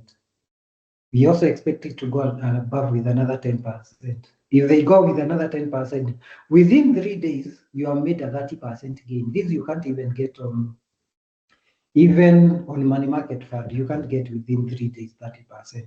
That's why NSE is the best place to invest in making good profits. But again, remember prices, they are not guaranteed. Now, there's somebody, I know there's somebody who bought before the announcement, and now they are smiling to the bank because of just that 10% shoot. But that is short-term trading. Again, they are costs. Unless you're selling many shares, never react to sentiments without research and also fundamentals. Again, cautionary and profit warnings, they usually show management duty to be transparent under CMA rules, because every company is mandated to do that. Whenever there is anything material that is affecting company, they need to announce. You saw what happened with housing finance with Anthony Mwaura and Kimani Ichung'wah. HFCK, they didn't announce housing finance. Anthony Mwaura, Kimani Ichung'wah, they didn't announce. But the number of shares they were taking, they would have effect on the market. Remember, they are not buying directly from housing finance. They are coming to buy in the market. You see somebody just buying shares and you think this is a good stock to buy. You start buying all of them, push prices up. Before you know it, it is two individuals who are just buying shares. Again, they have moved the market. Is that allowed by the by CMA rules? No. That's why HFCK needed to announce, and that's why I think that process was held until they disclose they are buying those huge shares. If you are transacting in hundreds of millions, you need to disclose that, especially where it's going through brokers, because it has effect on the pricing. If people see you are buying, they start coming and buy, you push the prices up. Or you just show your positions. That is, you place the orders on market depth at the lowest price, 1 million, you want to buy. People start selling, push, then you cancel your order, you have pushed the prices. Then tomorrow you do the same. You see now that is against CMA rules. That's why anything major needs to be announced. Profit warnings needs to be declared and announced to the investors. So then how are you supposed to react? First of all, never panic. Even if prices are going down, never panic and say, I want to sell. First, read full announcement, consult broker, consult even NSE, CMA, if you can reach to them. If you can reach to the registrar of that company, if you can reach the management, try and understand what is happening. It could be something temporary, then you sell it at all. Or you buy at a higher price, and maybe it's just something small. Maybe they just bought a building. After some few days, they have made profit, they want to sell. It adds to their profits. They announce, you want to come and buy because of that announcement, and maybe just something, maybe even in future, you'll not be making such profits. Always check the cause of that cautionary statement and profit warning. Like for DTB, it's nothing major. They are just selling one of their units. Not closing, selling. There's a difference between closing a branch and selling a branch. Closing, you are not getting anything unless you dispose your assets. Most of banks, they don't dispose, they bring them to their head office. When you sell shareholding, you're actually getting cash back, meaning what? Cash flow in. But remember, there is a revenue that have been cut off. Maybe that branch was not profitable to them. But now when they sell their shareholding, is increased cash flow on their side. They might decide, if you are not reinvesting this cash, let's give it to our shareholder. So that is nothing major to warrant people to come and start selling. Then, after you understand what is happening, you can adjust your portfolio. If it is something major, exit immediately before you are out. Good example, Mumias, Century, those shares which have been suspended.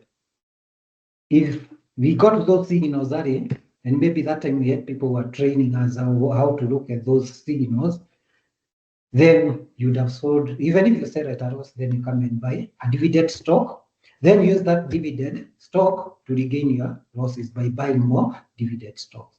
That time now accumulate dividend stocks. When you get dividend, reinvest until you break even from the loss that you incurred when selling at a loss. Only sell at a loss if there is a major issue affecting that company, which may lead either to closure or suspension, or takeover, or buyout. You know, buyout, you're bought by the company at their discretion. They are the ones to give you the price. You agree to it. If you don't agree, then you are left hanging there. and always diversify. That's why in the previous trainings, and they are there on my YouTube channel, I've always talked about diversifying because of these issues. So that if one counter is affected, you have another counter that is either giving you dividend or appreciating in price, so that you're not hit direct. So then after warnings, then how do you adjust your portfolio? First of all, assess, don't panic. Number two, get clarity on the issue. I've said some of them could be temporary. It will recover after some time. But after it recovers, what stops it from going back to the same problem? You have made your profit. Even if it is small, sell, move to another share that is doing. If it's structural, then things may get worse. And that is the time now you start thinking of selling at a loss, because you don't want to be locked with shares. Me, I've been locked with the transaction shares, which I just bought, I think, 2 years back. I can't sell, they're just there. Until the case essentially they have with equity is determined. Then always diversify. Then in the previous trainings, I talked about defensive stocks. These are banks and utilities. I have seen people asking about Kengen. It is a utility, very good defensive stock. Whatever happens in Kenya, unless there is a landslide, you will never miss anyone using electricity. Electricity is on demand. Kenya Power. Banks, whether the economy is up or down, people will still take loans. They are paying. Fund managers, they are still investing with them through their corporate papers. When they invest this money, the banks also invest out to make more earnings. It's not like Safaricom where they are relying on your data and airtime. When there are issues, we all go to Wi-Fi. You call for free on WhatsApp. That's WhatsApp. Internet most likely is not through Safaricom, it is through those either office Wi-Fi or your estate Wi-Fi. Safaricom is not gaining, it will be affected. EABL, bars will still open, and if they close, there are people who will fight their way there. BAT, people will still smoke. Well, whatever happens, they will still find their way. Even if shops close, you find them calling that shopkeeper to just sneak in, get them some food. Those brands they still sell. While they affect others negatively, you as the investor, you're getting dividend. Now, if you look at other stocks, some of them may be affected. That's why you don't put all your money into those stocks. Williamson, Kapchorwa, they rely on exports. When there is an issue, they are affected. So that's why when you're investing, and I've said this before, always look the sector you're investing in. There is an Excel spreadsheet that had shared how to break down your investment in various sectors, explaining why you're giving more to one sector and not the other because of some of these issues. We don't want you to buy a stock, then we get into election, we get into instability maybe for the next 5 years where government is still fighting with opposition. And those political fights, they scale down to some of these companies which are affected, then they start performing poorly. You are stuck with your shares until maybe you get somebody else who comes in and divides the economy. That's why it's very important when you are investing, try to diversify. Don't just buy one stock. And don't just invest at NSE. We are coming to money market fund, how you can use it together with shares. When share prices are high, it's not the right time to buy unless you're targeting dividend. Put in money market. However little interest you get between that time and the time prices go down, it is enough. It will help you buy more shares.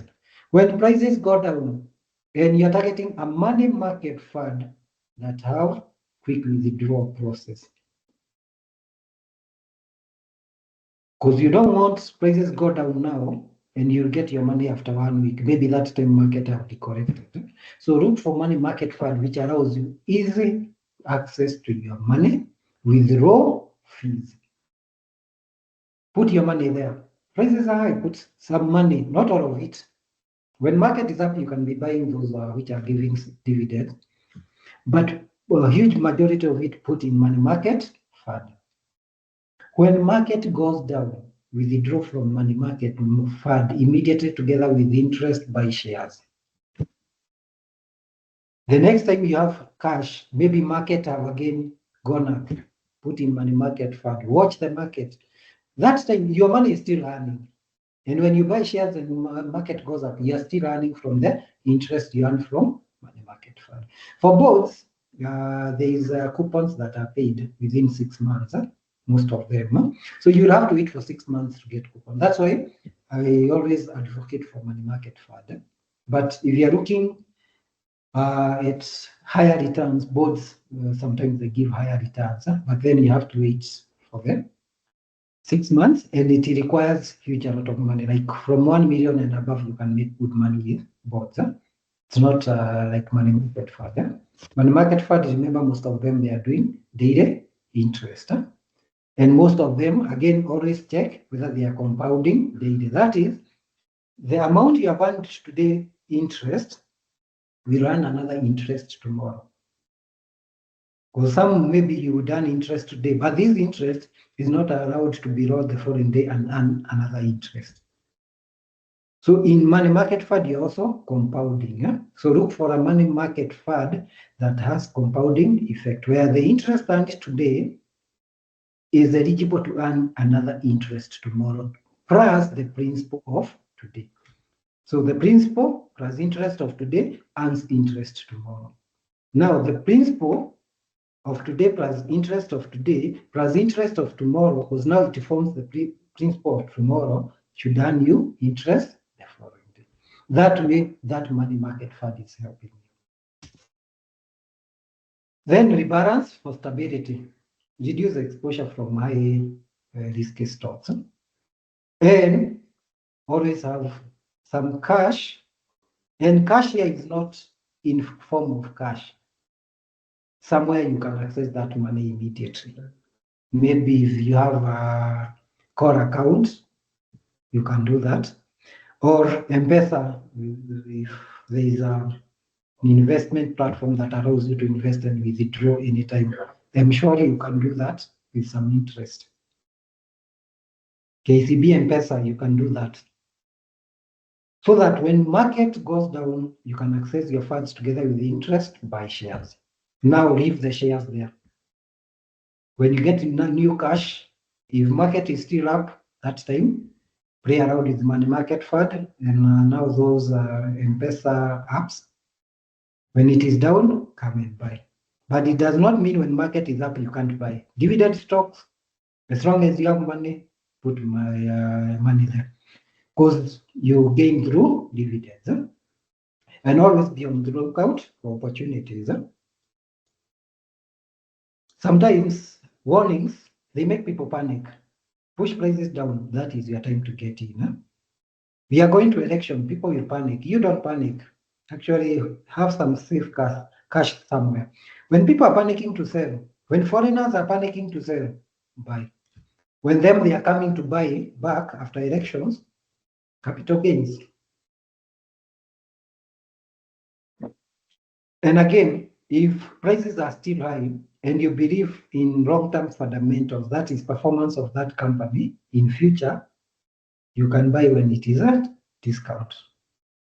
Also, when prices are high, you're not limited, but don't overexpose your cash by buying too many shares for overvalued stocks, unless they're giving you dividend. Now we come to market depth. I'll go quickly through the theory, then we go back to the, I'm not sure whether it is the app, so that now I show you how to place the order. We come to theory. Let me see time. It's already 2. Let's go through market depth, because this now will form basis of how you place the orders, for those who are new in trading. So what is market depth? Market depth, first of all, is a screen on your app or portal that shows you supply and demand on one side. So the bid side is the demand, the upper side is the supply. So market depth, you show all buy and sell orders for shares at NSE at different price levels. We went through it, and I'm showing you capture over in video. So, link it of it is a queue. So we have the buy side queue and the sell side queue. And if you match the prices, you'll be no execution.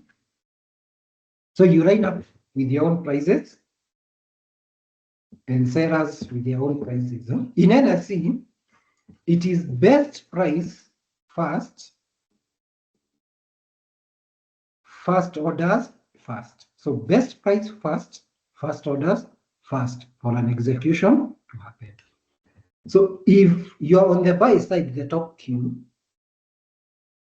so that's the best price for the buy side, you must be the first one to get the first execution. So it starts with the first person who placed the first best price. The same thing on the sell side, the lowest price is the best for the buy side, and the first person who entered in. So the prices that you see there, they are arranged.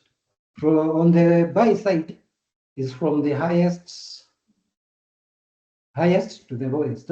On the sell side is from the lowest of the sell side to the highest. So basically what that means, the top bid side is the best price for the sell side. And the lowest price on the sell side is the best for the buy side. We will come to that. So the buy side, that is the bids. It shows all the investors' orders who want to buy shares, arranged from the highest bid price to the lowest. So it can start from 20, 10, 19, all the way down with the corresponding number of shares. Now on the portal, there is a split. Split tells you the number of orders that make up that quantity.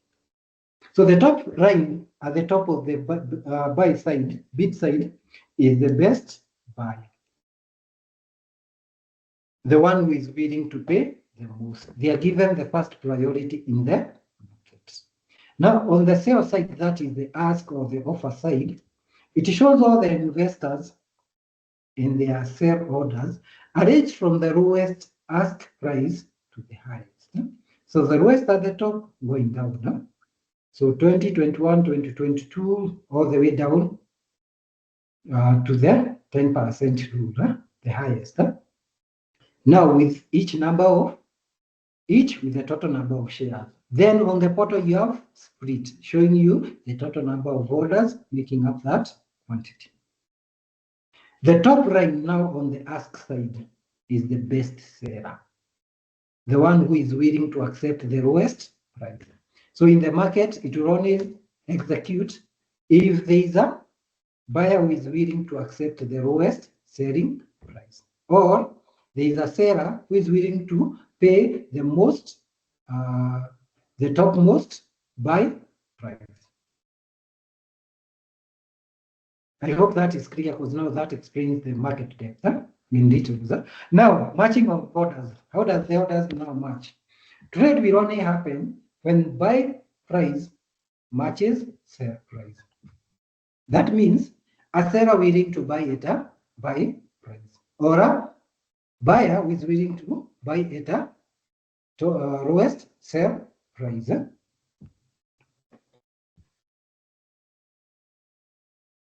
So when you match buy and sell price, you get execution immediately. I will come to platform in a few and show you how you can use it to buy.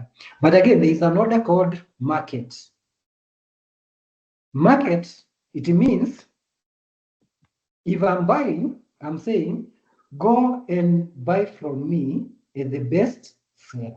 So it will pick the lowest selling price, but depending on number of shares. If I put more shares than the ones that are the lowest price, there is a possibility of me clearing or the other orders. And I suspect that's what happened with Williamson, where somebody just places a buy order at market for many shares. So it cleared everything up to the topmost price. Then it blocked for the balance. Then there is another order called market to limit. Market to limit, you are saying, as a person who is buying, go and pick me the top best price. If you are not able to fill my order, don't do like market order, go to the next price and next price. No. At the same best price, convert my order to a limit with the same price. Now I'll be the topmost bid price. So like in this case, you find 2050, we'll move now to buy side now with the number of shares. And the same happens with the sell side. Market, if you're selling, you are saying, go and get me the best buyer. So it will pick the top buy price. But again, depending on number of shares, you have a chance of clearing everything. If you are not able to clear, to get all the shares, the balance is cancelled. Market to limit for the sell side, again, pick me the best seller, best buyer. If you are not able to fill my order, don't go to the next one, just convert it back to the sell side with that price as a limit. So then why is market depth important? One, to show you buy and sell pressure. Because if there are many people who are buying at high prices, then prices may go up. We have seen it with capture and video. So people want to buy, but there are no people willing to sell. You push prices up. If there are many sellers at lower prices, that is at the top prices, you notice there are high number of orders, that is the total quantity is high, there are chances price may start falling because people are willing to sell. I will come to that practically. Let me just go through quickly. Then liquidity check. It helps you know whether these shares I want to buy, can I easily sell? Because you can see both bids and offers. If there are no offers or you find it just one offer, then that tells you that stock is not liquid. So it helps you know how quickly you can sell or buy shares without moving prices too much. Then for transparency, you can see demand and supply before placing orders, and you can see prices. And it is you to decide what price do I want, buy or sell. So always don't just look at the current price, go to market depth, check what others are doing in the market, so that you are not disadvantaged. So then how do you read it on NSE? It's there on our app and also on the portal, AIB Digit Trader. So the buy side, that is the buy queue, that is the bids. They will show the buyers waiting to purchase shares. They are rich from top to the bottom. Highest price going down. The top one is the strongest buy. Let me go to the app portal and show you that. Let me also read through sell side so that I explain that. On the sell side, it's all the sellers waiting because their market have not gone up. Arranged from the lowest at the top. At the bottom, you have the highest price. The top one is the cheapest. So if you want to buy quickly, you match the lowest as the cheapest seller. If you want to sell, you match the highest bid. Buy side. Let's go quickly. The rest is just a theory after this. Let me just log in. I will use portal this time. I'm just logging in. There is a comment I've seen. Let me just check. Where do you get this cautionary and profit warnings? They are usually on media. Also, we will share that on our social media platforms.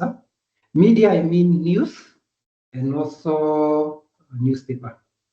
You'll hardly find it on NSE price list, but we'll go to NSE website now where you can see all those. Because all information that's supposed to be announced is first sent to NSE and CMA. So NSE, CMA, you'll get it, broker websites and broker platforms, social media, and also on news. I think, let me see if the app is okay.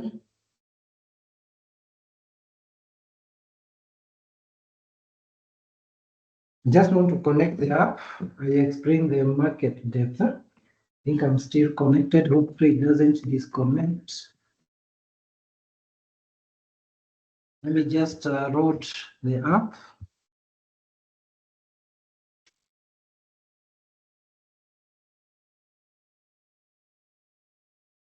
I'm just connecting the software I use to project the phone. And I'm not using simulator. This is a real platform. My account that I usually use for training. I'm not able to show you my actual investment account because I don't want to give you promises in the market. I'm making money, yet I didn't start trading yesterday. There are those who are starting to trade today. If I was to show them, they may think you can make a million in a day or 100,000 in a day. You need a lot of money and you build it slowly. So let me share the screen.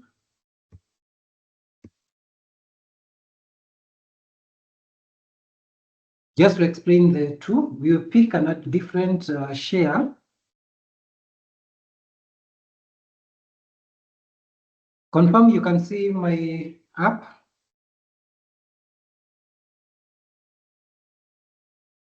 Just confirm, one person just confirm. Am I audible? Oh, okay. So we'll pick up, sir, and explain with it. Now we have said market depth. It's after, for those who don't know how I've gone through it, let's go to dashboard. Let me actually call referral module. Where is it? When you log in, that is the first screen you get. It usually have a skip, you skip.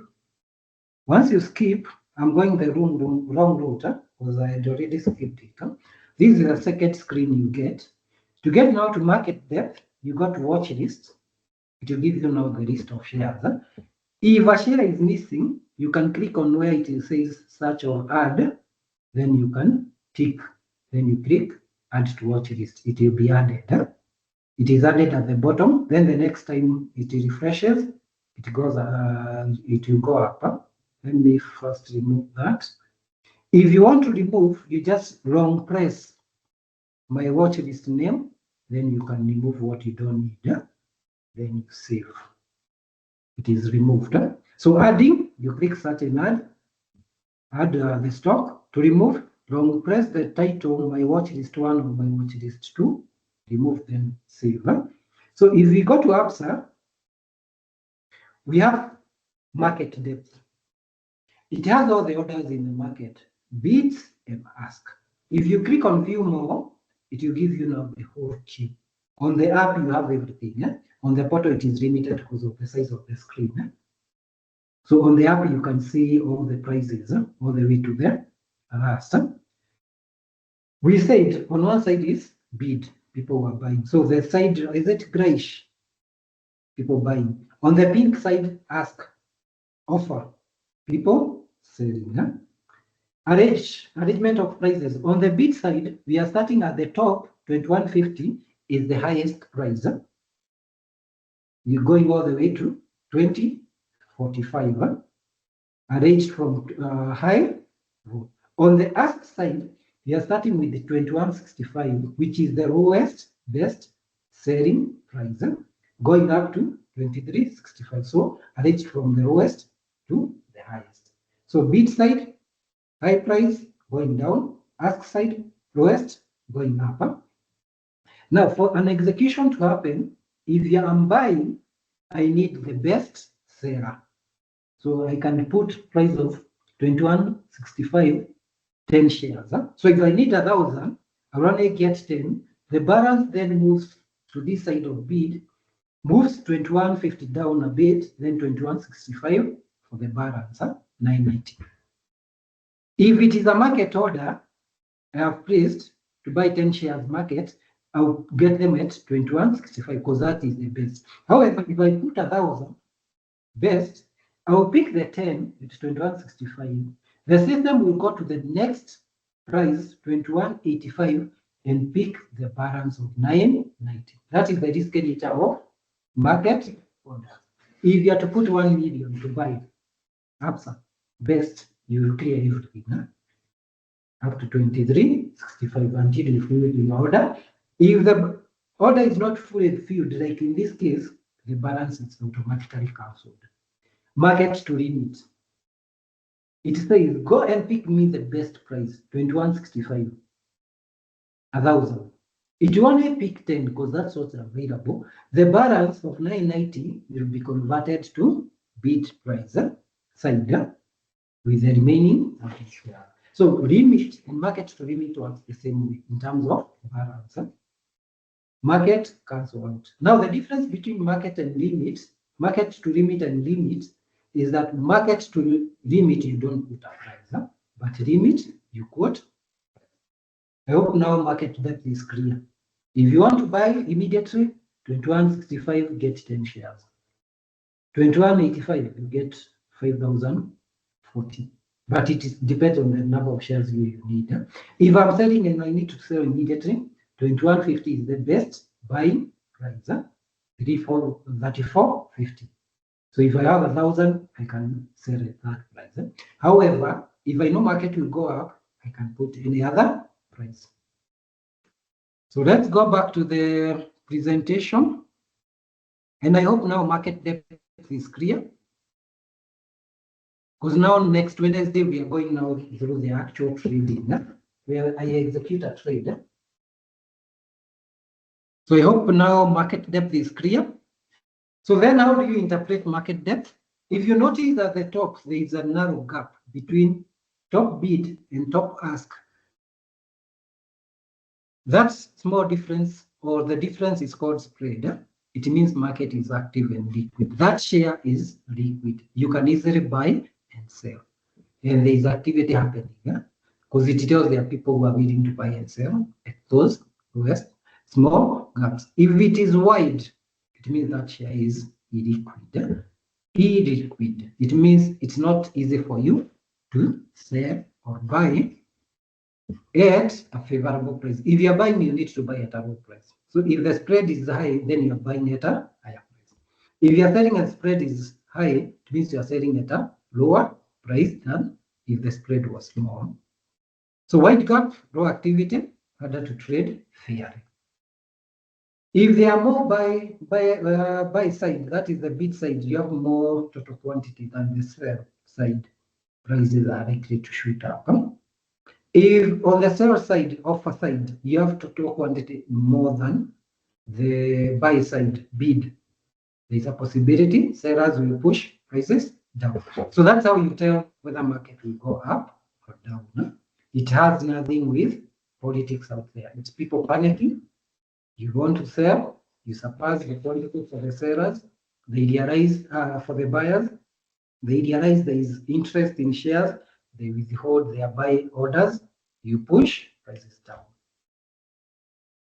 If there are more buyers than the sellers, like what is happening with the Williamson and Kapcholwa, people will want to sell, they withhold. Let's push prices up and market goes up. So it has nothing with system manipulation. You can't change the system. The orders you see in that platform are from NSE, from the whole market. I hope now it is clear. Whatever you're trading directly from NSE with a platform that is set with rules that nobody can bypass. Even when you see a Dinyoro buying shares, 1 million shares of KPC, they buy from the same system you are buying from. They place the order the same way you place. The only difference is today you buy 100,000. Tomorrow he buys 100,000. The next day 100,000. Within 10 days he has his million. No? That's why, like his case, it was not in media.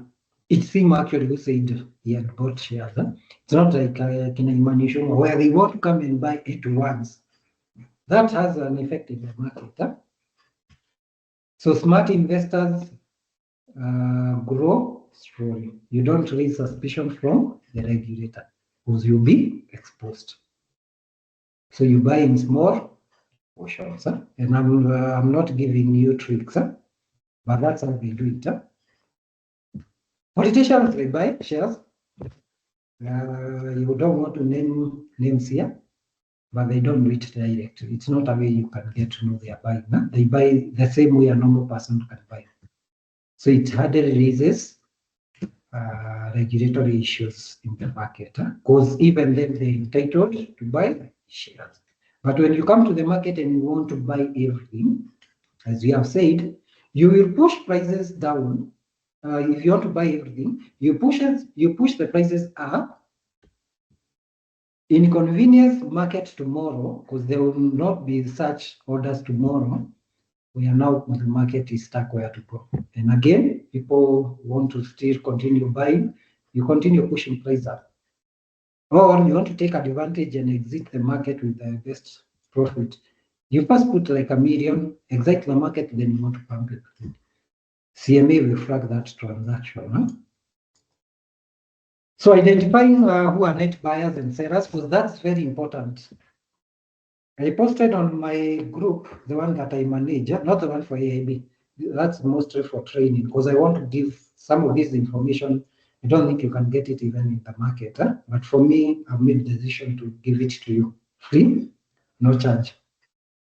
It is you to make decisions on how to trade with that information.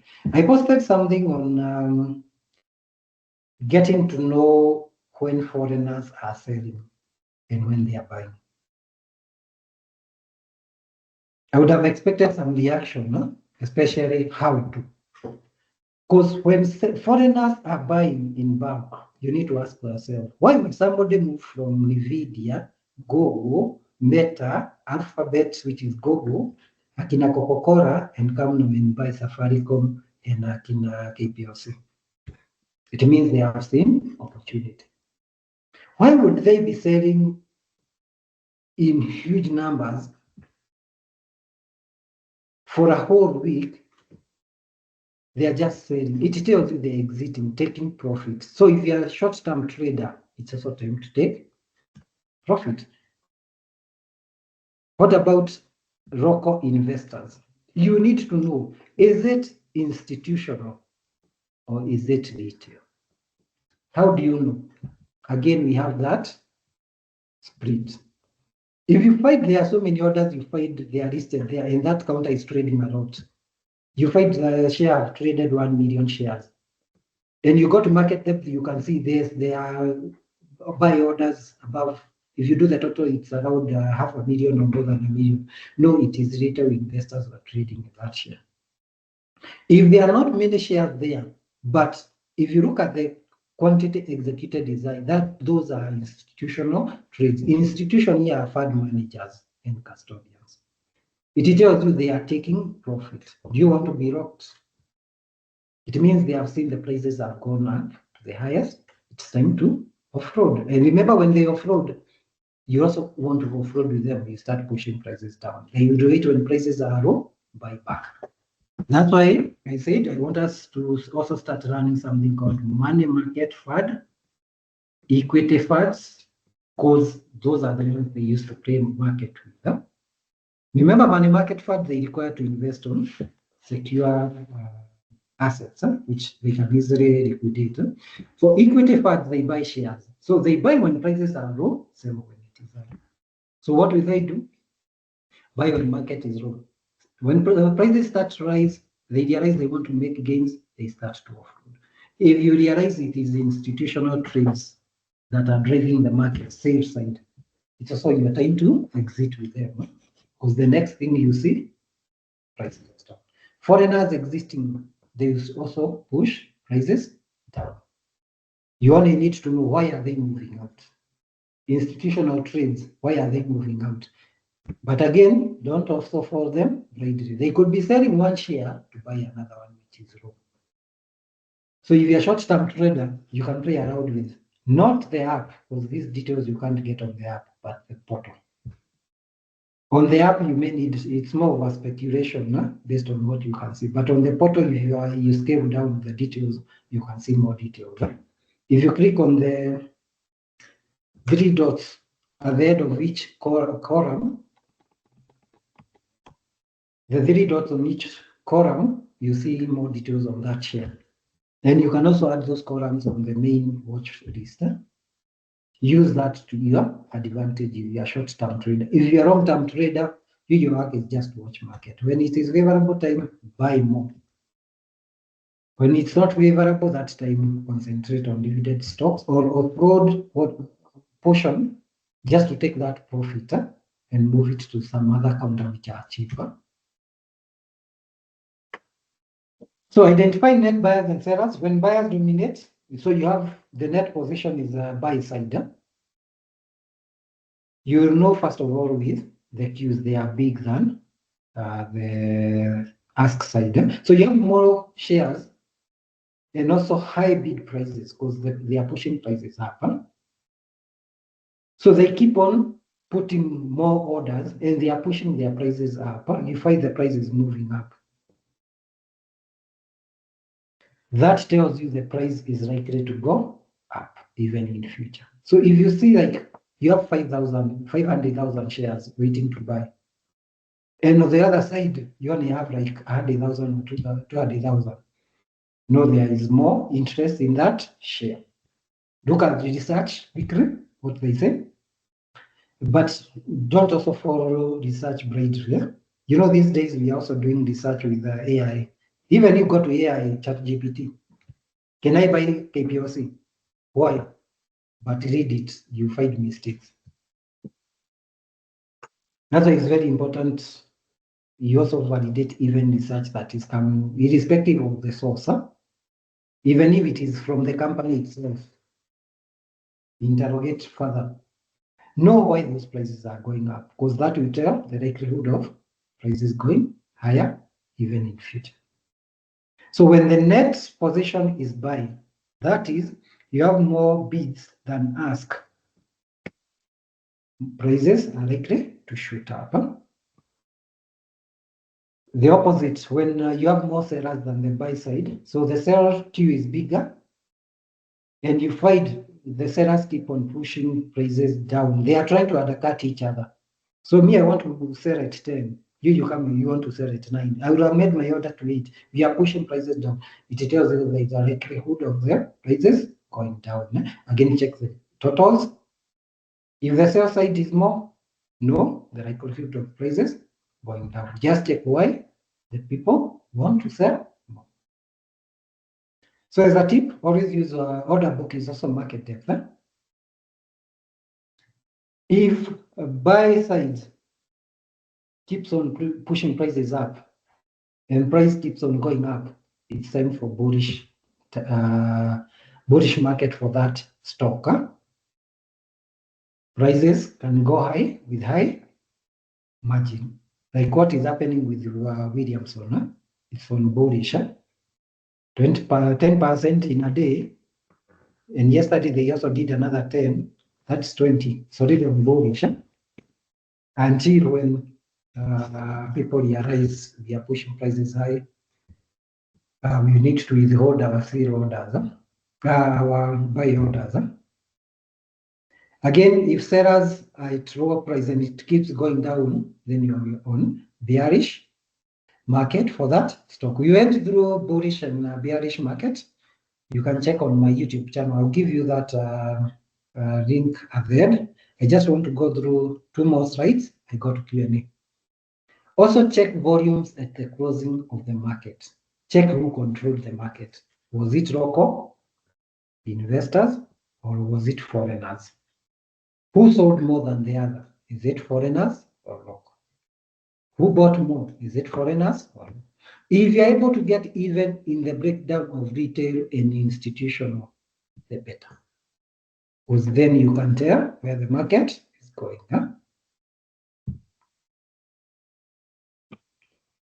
So always use market depth data for better trade decisions. Timing your entry. You as a person who is buying, you want to buy when market is low. If you are a seller, you want to sell when market is high. So you check bid and ask. Also, it helps you avoid overpaying. Remember, if you are buying at high price, there is that difference. Then selling smart. You don't want to sell when prices are low. You want to make profits. If you notice the prices are not in your favor, sell partially. Just put small portion, hold the others. Sell when price goes up. Then spotting liquidity trap. If there are few orders, that's a shallow depth, risk of big price swings. You find the prices just moves with high margin. And that goes with the spreads. If you notice there is a wide spread. If depth is deeper, like the one I did show more, and there are more orders down, then it means there are a lot of orders. It is safe and more stable for trading. So if you show more and you realize it's only 5 orders on bid and maybe 3 orders on supply, be cautious. That's what I mean with shallow depth. Deep depth, if you count, you see the total queue, prices which are there are more than 10. On the other side, they are more than 10. That's a deep depth. A stable stock. That's ideally that's not we also know stable stocks in the NSE. We always avoid this, but as we go on with these trainings, I'll always try to bring these out so that you know what we as the brokers used to trade for our clients, those who have account managers. Then you also confirm market sentiments. When people are panicking out there, you can just go and check market data and see what is happening. If there is a rising bid, there are more orders in, but the shrinking side of the ask, a bullish trade. Again, for when the bids fall and there is a grow in the ask side, again, what I explained with total orders, bearish trade. So I want us to go to the last two slides, then we'll come to Q&A. Before I go to NSE calendar, I want to go to the sectors you need to watch now between now, where you can concentrate now your research and also buying shares. Then we will come to NSE calendar after you go now quickly through money market fund. Those are just 2 slides. Hopefully that will not take much of your time. So the sectors and counters to watch between now and December. We'll go to NSE calendar. I show you where you can get this information. Energy and utilities. The IPO that is coming, hopefully it can be done within this time. There is Kengen and Kenya Power. There are people who have been asking, do I buy Kengen and Kenya Power? They'll be announcing their final results in November, 8 November, or between October and November. That's the time they'll tell you whether they are giving dividend or not. We expect prices after that to shoot up. So if you want to buy, this is the right time. Don't wait for the announcement, because these 2 companies, they'll be announcing a dividend. For Kenya Power, I'm not quite sure because there are a bit of politics. This year's financials will tell whether they start to be under the stocks that you can buy. But this is the right time before prices go up. Otherwise, if you are waiting for the results, remember the following day, if they announce a profit, price shoots up. And you can always tell with their half-year results. If they did announce, if they made profit, then you expect some profit. Dividend, it is the right time to get in. So that is Kenya Power. I hope I've answered the question from the people who have been asking. Is it a good buy? Between now and the time they are announcing their results. So after that, you are now tied to market sentiment. Their banks, they'll be announcing their Q3 results, mostly October, November. So we expect if they announce good results, price will still go up. If they don't announce good results, that's profit warnings and then loan defaults, they expect prices to go down. No? So if you want to get into bank stocks, you can put your money in money market fund for now, wait for the announcements. That's why if you look at our recommendations, it's only KCB which is recommendation and equity, because those ones they are stable, and you have seen their performance. I think the last time we did investor briefing, it's like they are competing. But most of the banks will be doing their Q3 results during that time, end of October, early November. That is the time now position to get into those stocks. If you are taking capital gains, it's also time to time. If they do well, prices go up, time to sell. Telecom, Safaricom will also be announcing their Q3 results. I think it should be the same time, October, November.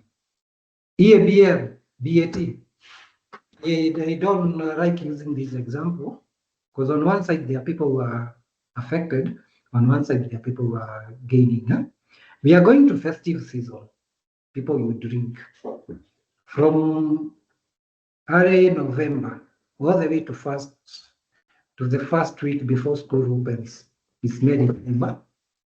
And with Maritime, most people smoke. I don't know how smoking and drinking are related. So you expect these companies to give good dividend next time if they have an interim. But again, we are going the same time for election in a few, in 1 year time. So between now and December, if there are politics affecting taxes, remember they also affect the performance of this company. So you also need to watch our CS for Treasury and also Parliament. They don't introduce something that affects these two stocks. But as I've said, merrymaking period. Time for people when Akina Peter, they are destroying their life with drinking and smoking. We as the investors, now the other Peter, is the time we are taking our profits. So between now and December may be the right time to buy these two stocks before prices shoot up when they start announcing their results. Then in terms of transport and logistics, though KQ, I don't like using it because of their loss position. Remember, this is the time people are traveling, but for us, we prefer other aeroplanes.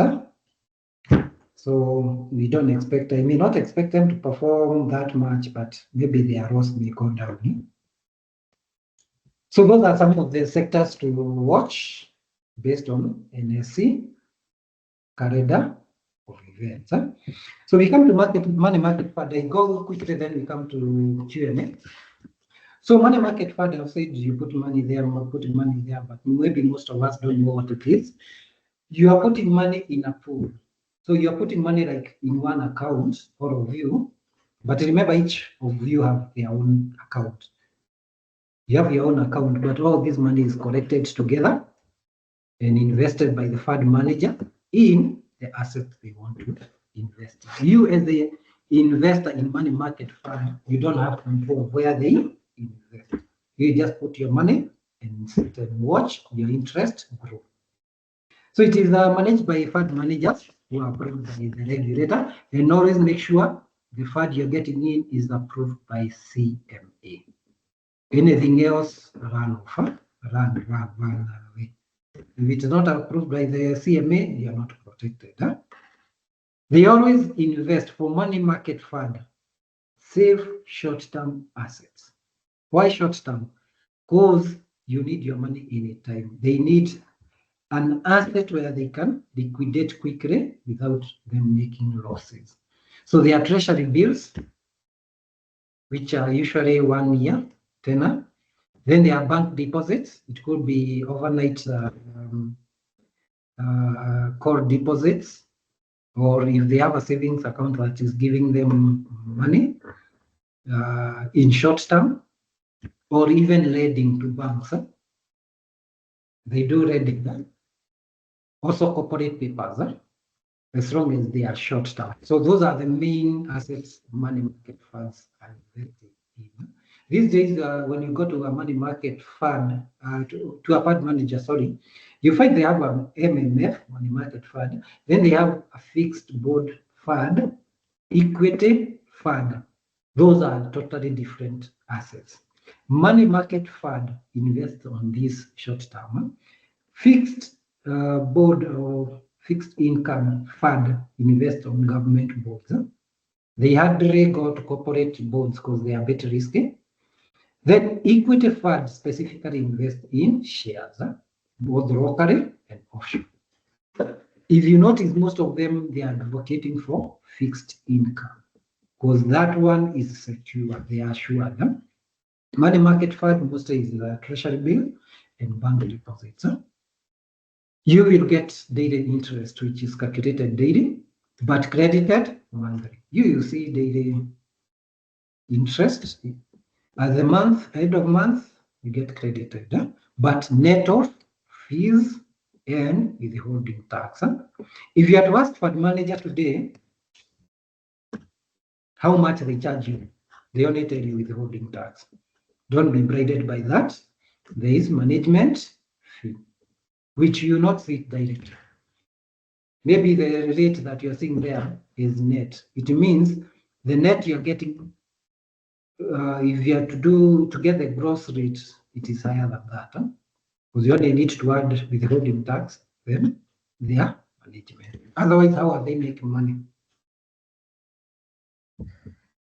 Then money market fund, you can most of them you can access any time of the day. I think I've seen there are those you can get within 1 day, but mostly is 1 day to 3 days.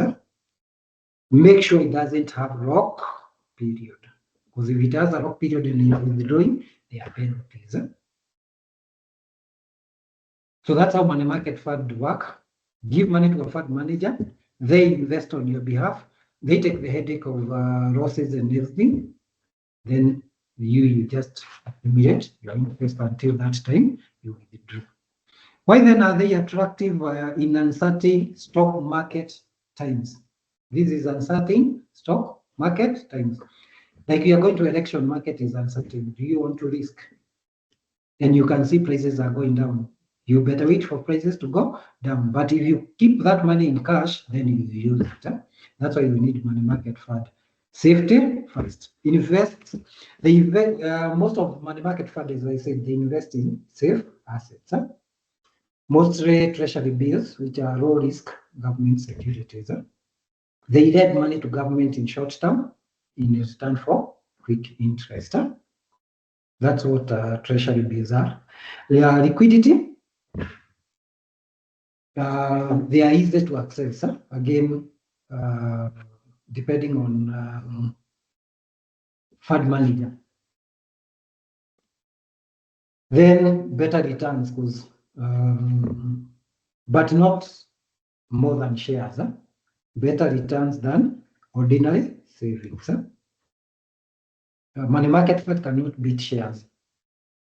And if you doubt that, Williamson T have said 10% yesterday, 10% today. That is 20% in 2 days.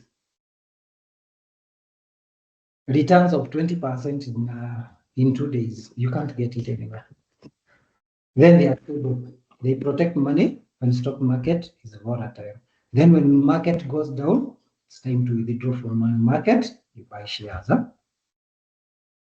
Then they bridge option. They act like a bridge option. You park money waiting for NSE to stabilize. It is still running money when you have parked it in money market fund. Then when market recorrects and prices are in your favor, withdraw, come to stock market. So then before you go to any money market fund, always choose a reputable fund manager. Look at their fund, the total asset under management. If it is more than that, tells you there's somebody just coming in, or there is an issue somewhere. If it is high, then it means most people have invested there and they trust them. Check this where they invest in. It's very important. On every fund manager or fund application app, they tell you where they invest in. Always check. Most of them treasury bills and corporate papers, not risky roles. If you find a fund manager is investing the money in a risky product, don't even invest. If they have not disclosed where they are investing, don't invest there, even if their interest is 15% when others are giving 10. Why? It could be a money laundering scheme. You put your money there. Yes, they'll give you, but anytime they may suspend them, your money goes. Anytime they close the office, your money goes. So always check where they are investing. These days, anybody can do anything. You can start a fund. You are doing money laundering. People put money. You want to hide behind that fund to invest. When government gets to know through CMA, even your own funds, they are suspended. Also, it's very important. You know where they're investing. And then also watch yield. If you find again, what I've said, their yield, their returns, they are too good to be true. You can't relate to what they're investing into. Trust me, that is unsafe investment. Something is not correct. Always compare with CBK treasury rates, treasury bill rates. If they are way above that and they can't compare with other fund managers, be cautious. Then always diversify. Don't just put in one money market fund. Try to diversify if you have a good source of money. So that if one part is affected, you still run the other, you wait for the other one to be correct.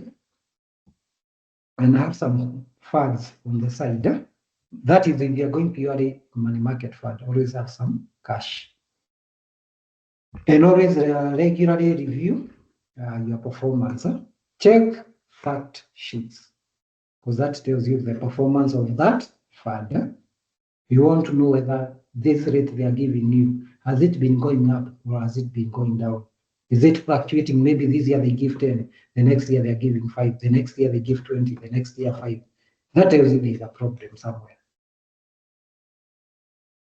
Always use money market fund as a parking bay, not an investment, not a long term. Money market fund are not long term.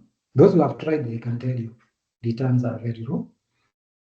They are only for safety and liquidity. That is an analogy. It's like when you are driving and there is traffic. Do you want to still push on with the traffic? Remember, you're using fuel and time. You can go to maybe to your parking that you usually park over the weekend, and maybe they give you points. You park there. Your points are still accumulating, so that next time you can come either redeem or use them. Then when traffic reduces, you join highway. What does that mean? When shares are up, do you still want to buy? Then how will you make money unless it is dividend stocks? You park in MMF, that parking where they're giving you that customer interest. When investors, they have cleared the highway and prices have gone down. Now it is time even for you to redeem those points, come and buy shares. So again, choosing a money market fund, these are things you check. I don't want to go through this. I want to go it through next time, but always check yields, their reputation, liquidity. Very important, cost and fees. This is something they never tell you, but it is included in their calculation. That's why even if they tell you it is daily, they compound the end month. Do you have that time to compound data to see what you have done end month? It's now about playing with our psychology. Calculated data, this data interest they're charging customer fee, you won't notice at the end of the month they post. Already they have taken their management fee. Withholding tax now is also deducted that point they are posting. And if you doubt me, ask any fund manager, what fees do you charge? They only tell you withholding tax. Insist which other cost, they will not tell you. Then also check fund size, assets under management, so that you know whether it's a good company to invest in. And with that, let's go to Q&A and also NSE website quickly. Hopefully you have not dropped. And hopefully I've not given you too much information. Let me stop sharing. I'm coming to Q&A. I'll also share the link to, let me not disclose that now before I show you this. See if I can see this screen. Yes. We go to NSE websites, nsc.co.ke.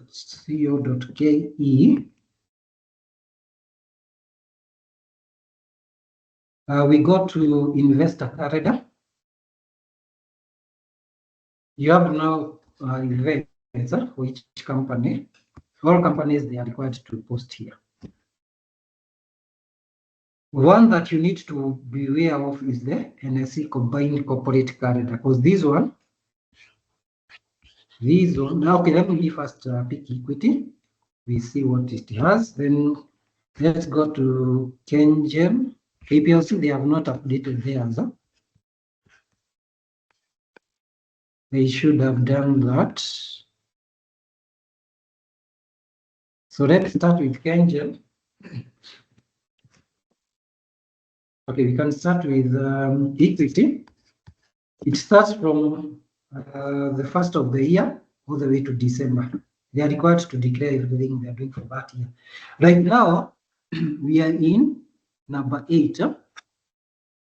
Tuesdays to this they have already done. So the remaining one is what I was saying.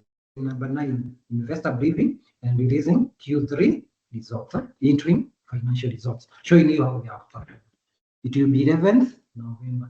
That time you need to check on your social media, news to see how equity performed. If they performed well, then expect something next year, or expect even the prices to start pushing up. KenGen, we are in number 4. So that year, October, publishing their final results. It is the same time I think even KPC will be doing their final results. They have already said they are giving a dividend. So this you don't need even to bet. Then it is there. 27th November is the book Russia date for dividend. They can't say this if they don't expect to give dividend. Otherwise, they'll be forced to announce a profit, and we can't see it here. So that's on KenGen. We come to the one that is combined. Where is it? NSE combined corporate calendar. Again, arranged in dates. These now have everything from January for all companies all the way down. I want to go to where we are. We are in September. Are we in September? October? There. So East Africa breweries, they should be paying their dividend. Then the other companies, you can see everything that will happen between now and December. I said banks, they will be releasing Q3. If you look between, I think, is it equity, which is the first one? Let's turn chart. It is DTB Bank, November. They might be the first one to announce. Safaricom around November 7th, then the other banks follow, all the way to when INM 29th, around 29th, but there are also other banks, Bank of Kigali for those who have, which will be announcing, and it has all up to 31st December. So these are in NSE investor calendar. Is very important for you. Now I want to go back to Q&A. Let me share the first slide because it has my number in case you want to reach out, my WhatsApp number. It's there 0723 384 775. Email pc@aibAccessAfrica.com in case you are stuck. Let me share the link to the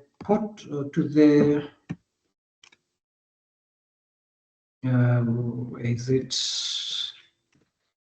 Initially, I had a WhatsApp channel which I share training materials, but I also managed to open now a community. It's not a group.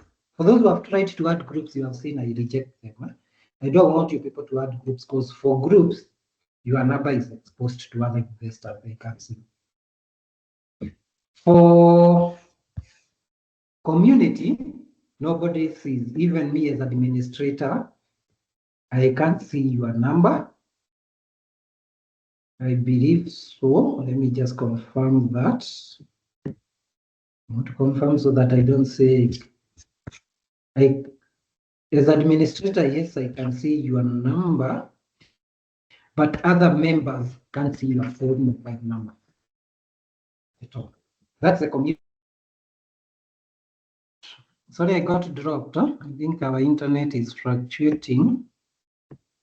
Confirm you can hear me because I want to go through now Q&A.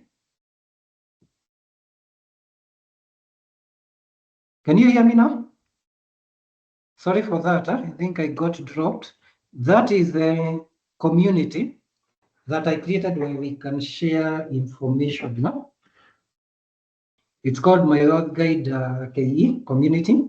So you join, nobody can see your number. So I've taken that caution. I didn't want, initially there was request to follow, then I realized your number will be accessible to everyone else. Huh? So I created a community where I post announcements. Now, if you go to those announcements, you are able to make a reply and we can discuss. On, let me share. I've seen that somebody who have shared my WhatsApp channel. That's good.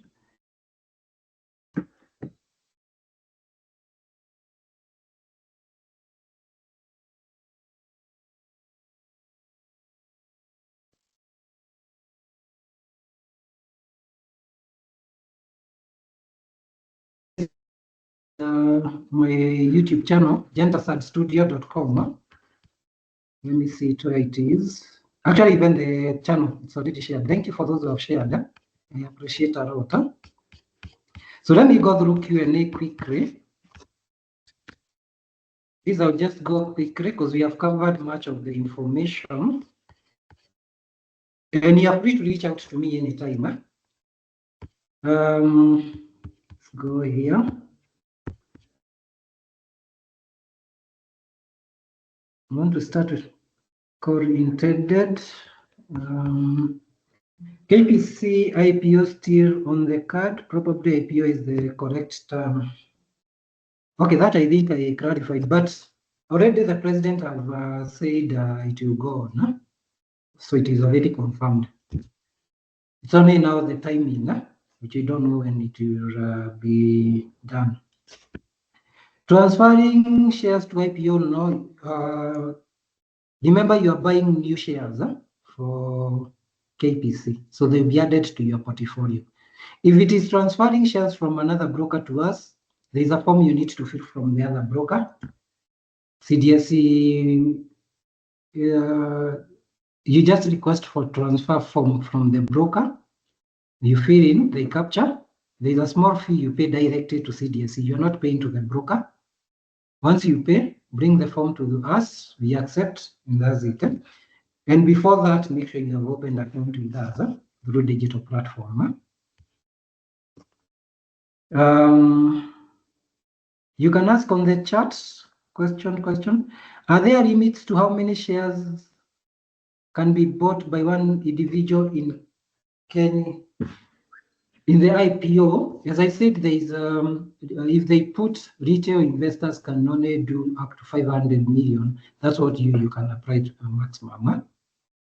It is limited. If they say there is no limit, but the top you can apply is 1 billion. If you have that 1 billion, you can put in. But remember, then you create oversubscription in the IPO. Is it open to foreigners? Yes, it is open to everyone.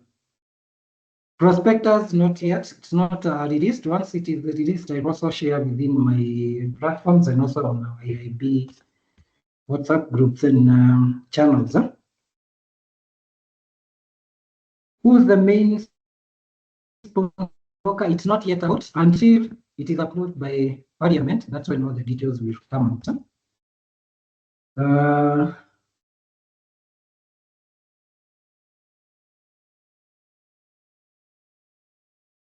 In terms of trading in my shares, if I don't have cash, no. Remember, in the IPO, you're buying the first time, so you need to put in money, but you're buying for the very first time.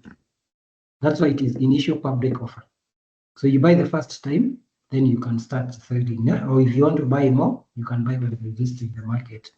On Captura and Williamson tree, is it true the price will be divided by half after book closure? It is not guaranteed. Eh? These are stable stocks, but price will go down. Huh? But remember, you're getting double. Imagine the time of dividend, it went down with a huge difference. Here you are getting double the number of shares. Even if it has, remember your valuation doesn't change. If it goes up again, remember you still have your double, your second allocation. Let's say if you had 100 and you're given another 100, you have this 100 which is free, which you can sell at a profit. I will share all the slides on that, on our WhatsApp channel, Telegram channel, and also WhatsApp community. Also on that YouTube channel, I'll append the link. How does one receive dividends? Is there a statement on this? For dividends, they are paid directly to you by the registrar, depending on what you gave when opening account. Statement, there is none. That's why you need to have a separate Excel sheet to track your dividends. I did that last time, and there is an Excel spreadsheet for dividend tracker where now you feed in your dividends personally. There is no statement for this. Even if you go to the registrar, they can't give you this. Where does the get application form? If it is for IPO, it will be sent. That will be sent, don't worry. For IPO forms, they will be sent to the brokers, then you can get from the brokers. How long then do I have to wait to get the DSC number if I apply online? Once you apply, just reach out to my WhatsApp number to hasten the process, but we have had a lot of backlog. We are getting more than 300 accounts a day to open. So you can understand our team is already overwhelmed. But reach out, I'll try to quicken that process. Forms, I think these are clarified. Application form for IPO will be sent to the broker. You come and get from the broker, or the broker will send it to you via email if that will be around. May I ask now, when you buy William T, do we get double shares, and is it approval now? It's already approved. That is one. It was approved by CMA. Book closure is 13th October.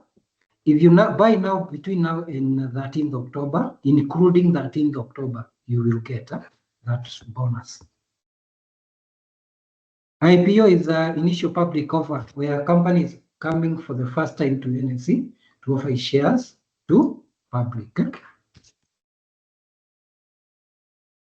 Kenya Airways was privatized. How it has been making losses for many years. However, it has been making losses for many years. How is KPC story likely to be different? First of all, they're coming to IPO, and this is between me and you to get money to pay the debt. So hopefully they will not get another debt after that.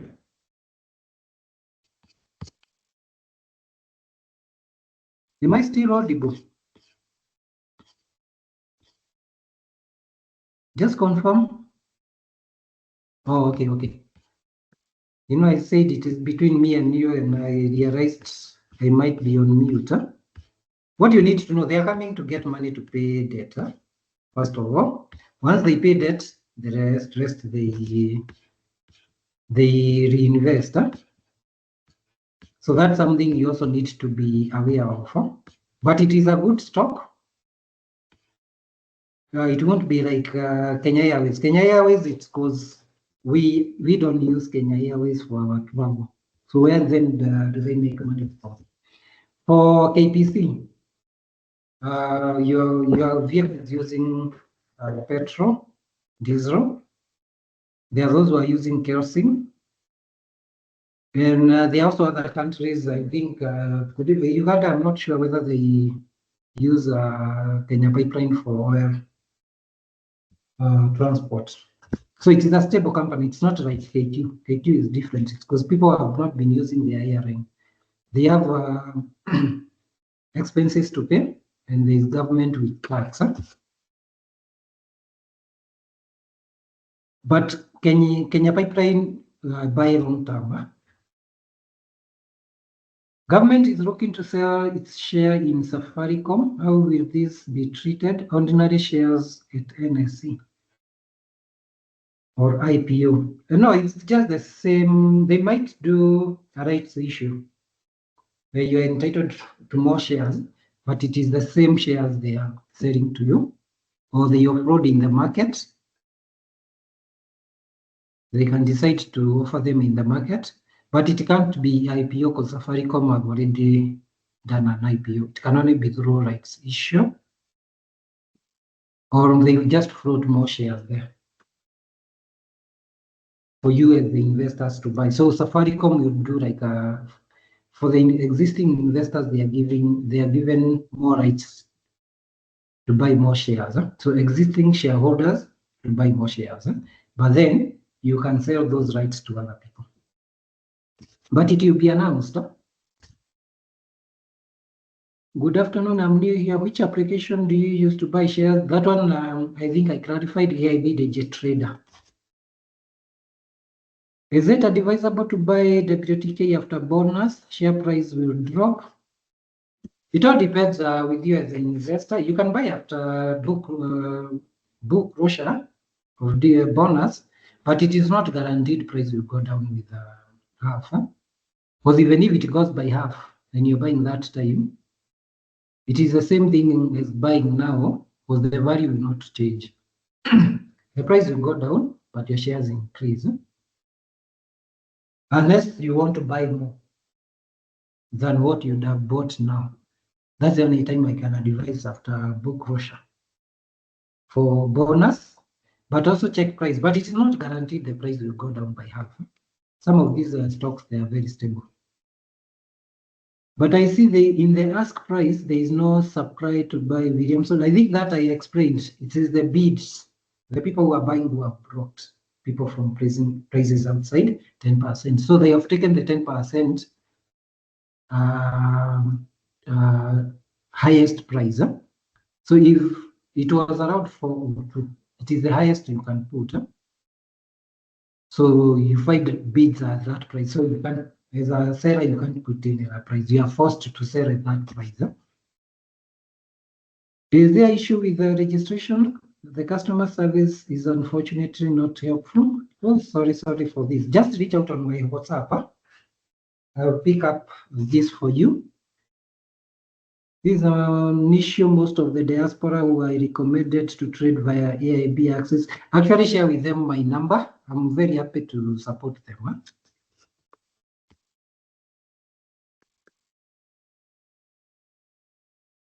Recommendations for him. Referral. Just share my number and also my email address. I'm happy to assist. I'm very happy to assist. So you can share my number with them. Why can't I send any messages on my own, but rather respond to other chats? It's because it is a community. If I allow you to send messages, I'm exposing your number. That's what I'm worried about, exposing your number to another person. But you can join Telegram. Telegram is free. You can post your own message. But even on those replies, you can post your message. If it is a new post you need, maybe I see we can discuss openly. I can post a new post for that. Then we get a discussion. It's because WhatsApp is a bit tricky. Exposing your number, I'm exposing you to a person you don't know on the other side, which from a technical side, I may not be happy about it. And they want to protect you. Peter, wondering why my trading portal is not opening. I think there was a rug on the side. We'll check with our developer, but we are moving from our current provider NSE to our own hosting. hopefully now that we receive all these issues. Is it advisable to buy shares once in bulk or to buy in bits? It all depends with the price. If price is low, buy in bulk. If price is high, buy in small lots, watching the market. But be aware of costs. Huh? Be aware of costs. AIB should consider showing total deposited money. Oh, okay, I get you. I will check these, the viability of these with our developer. Then I can have it incorporated. For those who don't understand, when you put money with debit, when you buy shares, then you put another one with debit. For you, you never know how much you have deposited with the IB.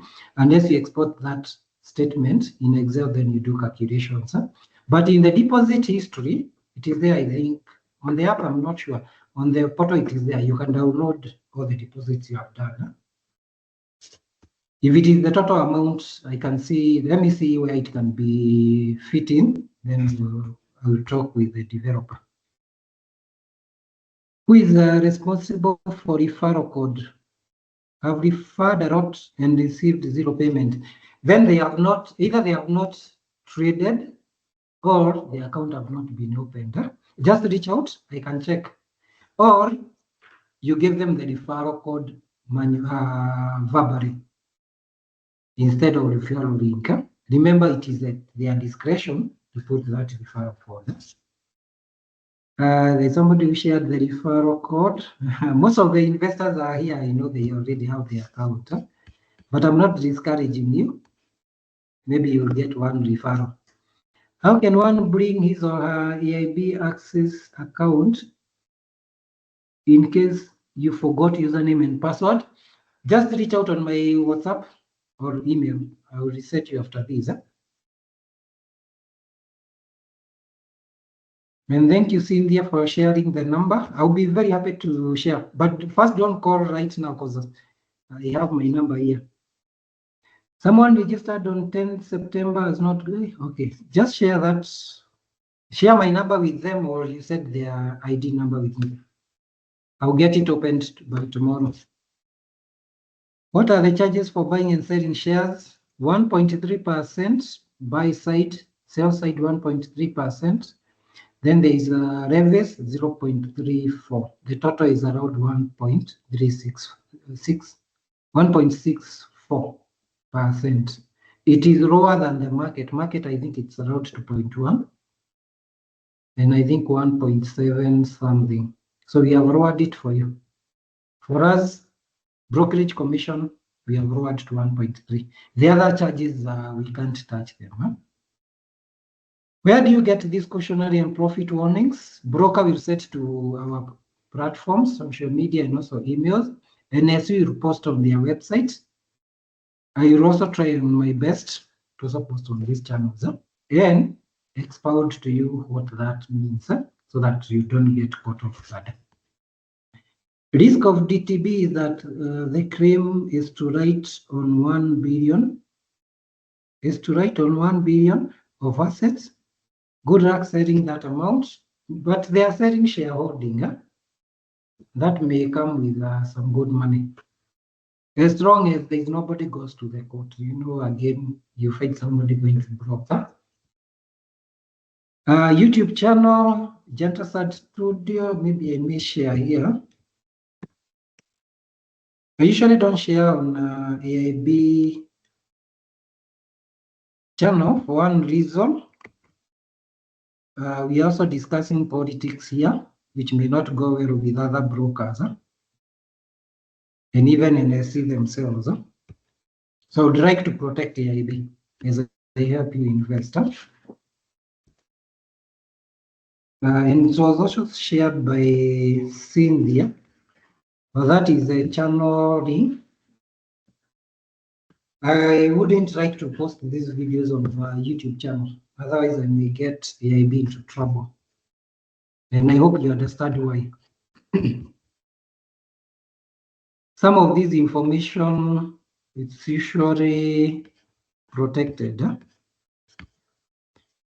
Like imagine a broker telling you about Didinyoro and Honorable Ishugwa. You expect them to be in a very deep trouble.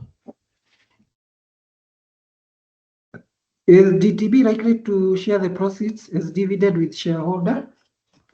Those are minimal chances. They might decide to channel those funds to other investment.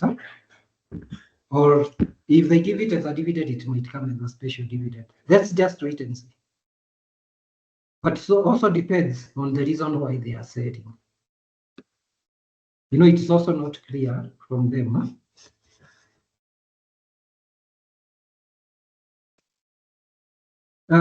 Peter, do you mean people smoke that much to qualify BAT to make such profits?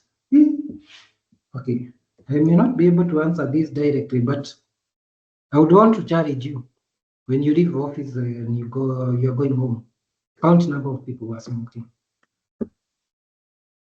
I think they also have other investments they do. I believe they could be using also tobacco to generate energy in a way. But people smoke that much.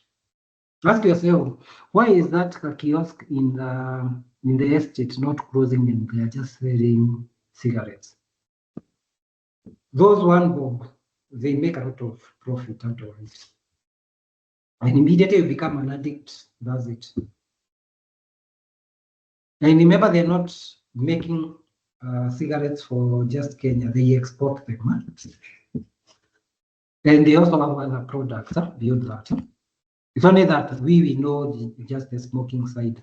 They also have other business units. What's your take on Q4 overall stock valuation?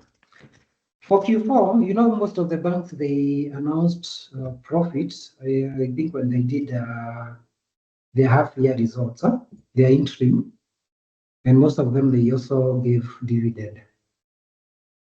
This period that is remaining, I don't see anything major that will prevent them from announcing good results. So we expect prices to also either remain stable or go up.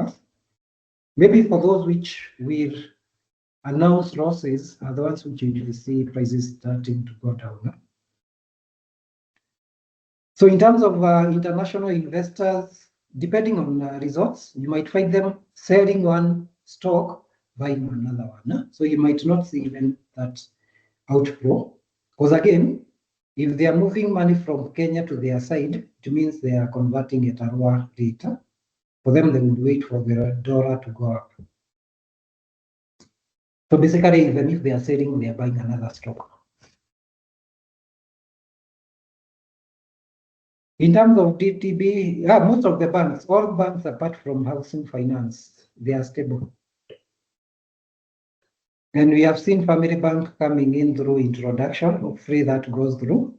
But again, look why they are coming to NSE. They have already said something called debts. Interrogate their debt level.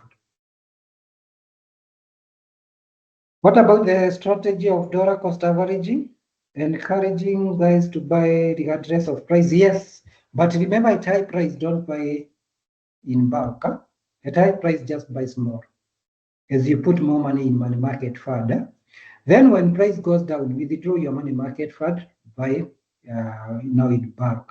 What will happen? The shares that we bought at high price will be averaged down, and you find your cost goes down, your average cost goes down, and you'll be on a profit position when price goes up.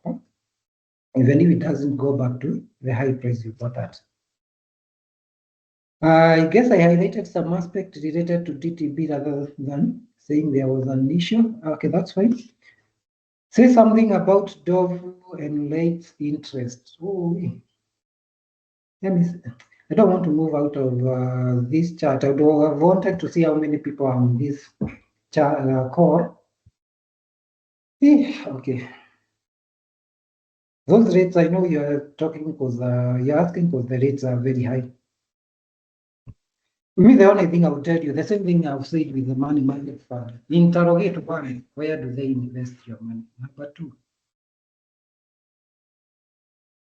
their rate against government, CBK rates.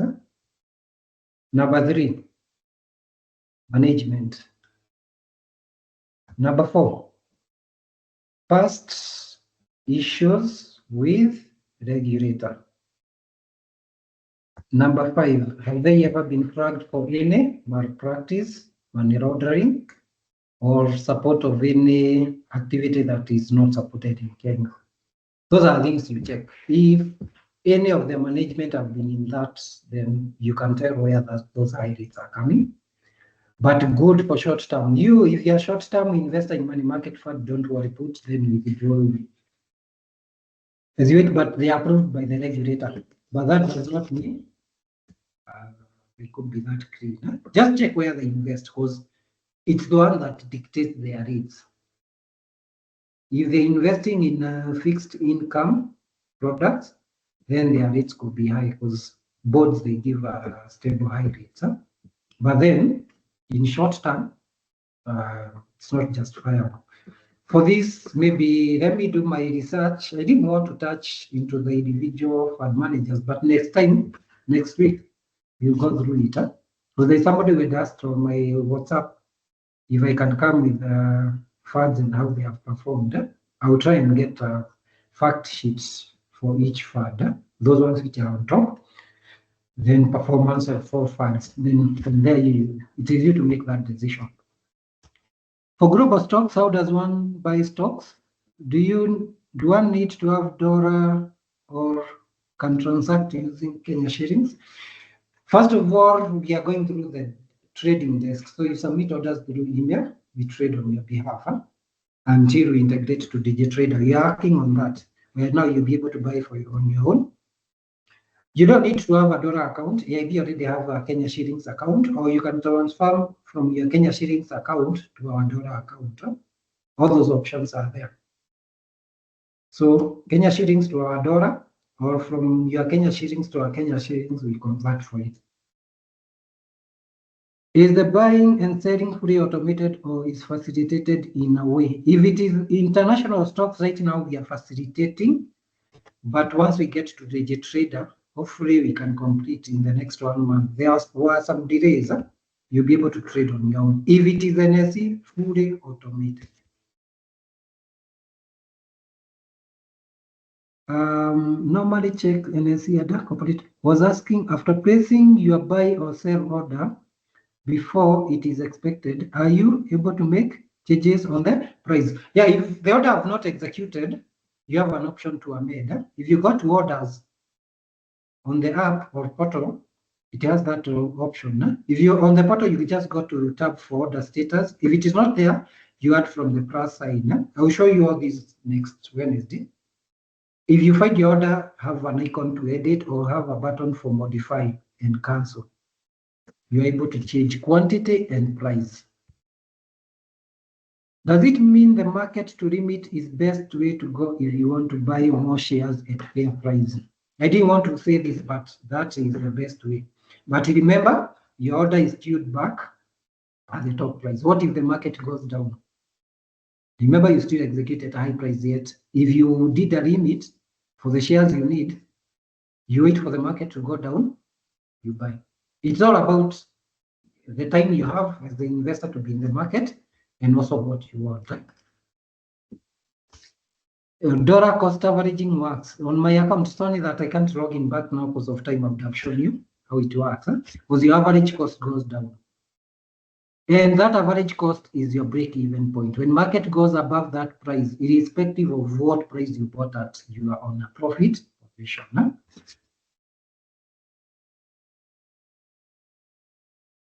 Eunice, I think you've got the link to my WhatsApp group. It is already shared down. Explain on sales settlement process. When you buy or sell, we receive money on third working day, T plus 3. So T is the trade day. So you sell today, you will wait for the 3 days. CDSC, they send money to us on the third day, 5 p.m. So we can only pay you on fourth day. So T+3 allows the broker in between the 2 days to make any adjustment. Then on the third day, they are given allowance to make sure they have funds in their bank account for CDSC to automatically transfer. So that is by regulation. However, EIB, when you sell, you don't have to wait for the 3 days. You can ask for a repayment with a charge. Why? These 3 days, we don't have that money. It has not been sent to us. So we are borrowing to pay you. So that's why a repayment have a charge. But T+3 doesn't have a charge. So T+3 is by regulation. Trade day, 1, 2, allow broker to make any changes if there is any justified changes. This cannot be done just like that. Any trade execution cannot be reversed. Then that day, broker to make sure the account is fully funded. CDSC automatically debits them on the third day. If it is crediting, T+1 shares on sale, they are debited. Broker gives you money, but you can't withdraw. Why? Because they have to wait for the 3 days to receive money from the other broker or the other, the person who bought them. Would you please share? You mentioned, I think that's already shared by Cynthia. Thank you. Sharing, we can have a recording. It is already shared there by Cynthia. Thank you so much. WhatsApp, and even YouTube. It's already shared. Thank you, Cynthia. How do I know when foreigners are buying or selling? On online portal. Go to the share you want, click on it, or on online, click on plus sign, add sector statistics. Look at the foreign sales and foreign buys. It can tell you even where foreigners are concentrating their buys and sales. If you realize it is telecom, telecom is only Safaricom, so you make it Safaricom. If it is banks, then we go to watch list. You check now individual banks.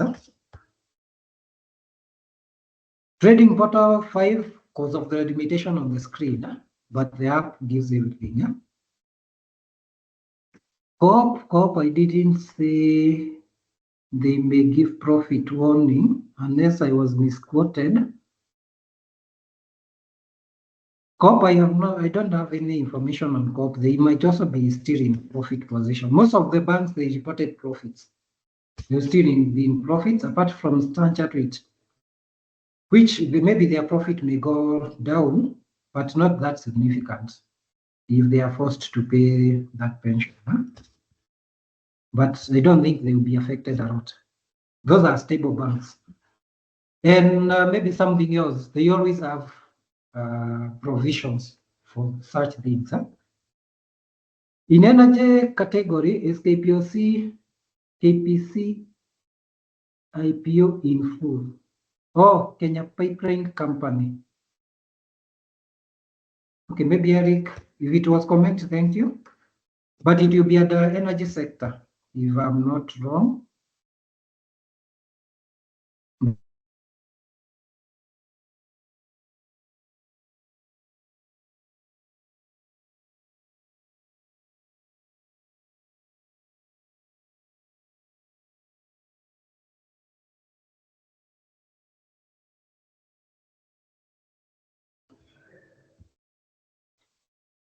There is Britam and there is a CIC. Those are the ones I usually use because of the backing of insurance company. But now I'm trying to even diversify more to others. I don't want to be just in one because their rates are also different. Can someone sell their equity shares now since there is a likelihood of dip? Just check. For you to sell, always go to portfolio valuation. Check the profit you have made. That is one that dictates whether you sell. Even if our report tells you sell, don't just sell. Go to portfolio valuation. Check how much profit have I made. Is it worth it? If it is, sell. Don't even wait for a recommendation. Just go to portfolio valuation. Your portfolio is in green. Which share? Equity. I've made how much? 100,000. Do I still want to hold on to this? Let me say I'll take this 100,000, buy another stock, or move money, put in money market fund, wait for equity to go down, buy back again. So it's all about portfolio valuation.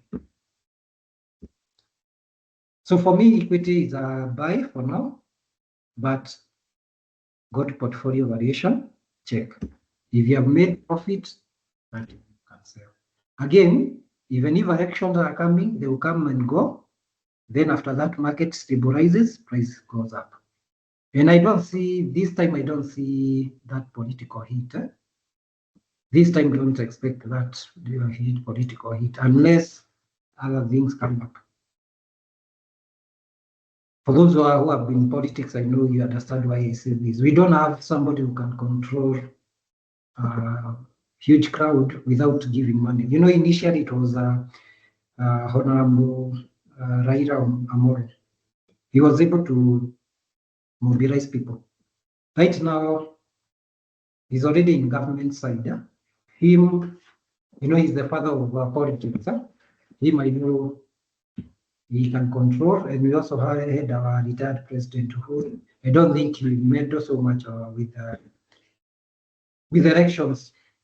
So for this one going forward, I don't see anybody, unless maybe there is a hidden card somewhere. I don't see somebody who can destabilize our market. But we wait and see. Early 2026, even by December, we will have known.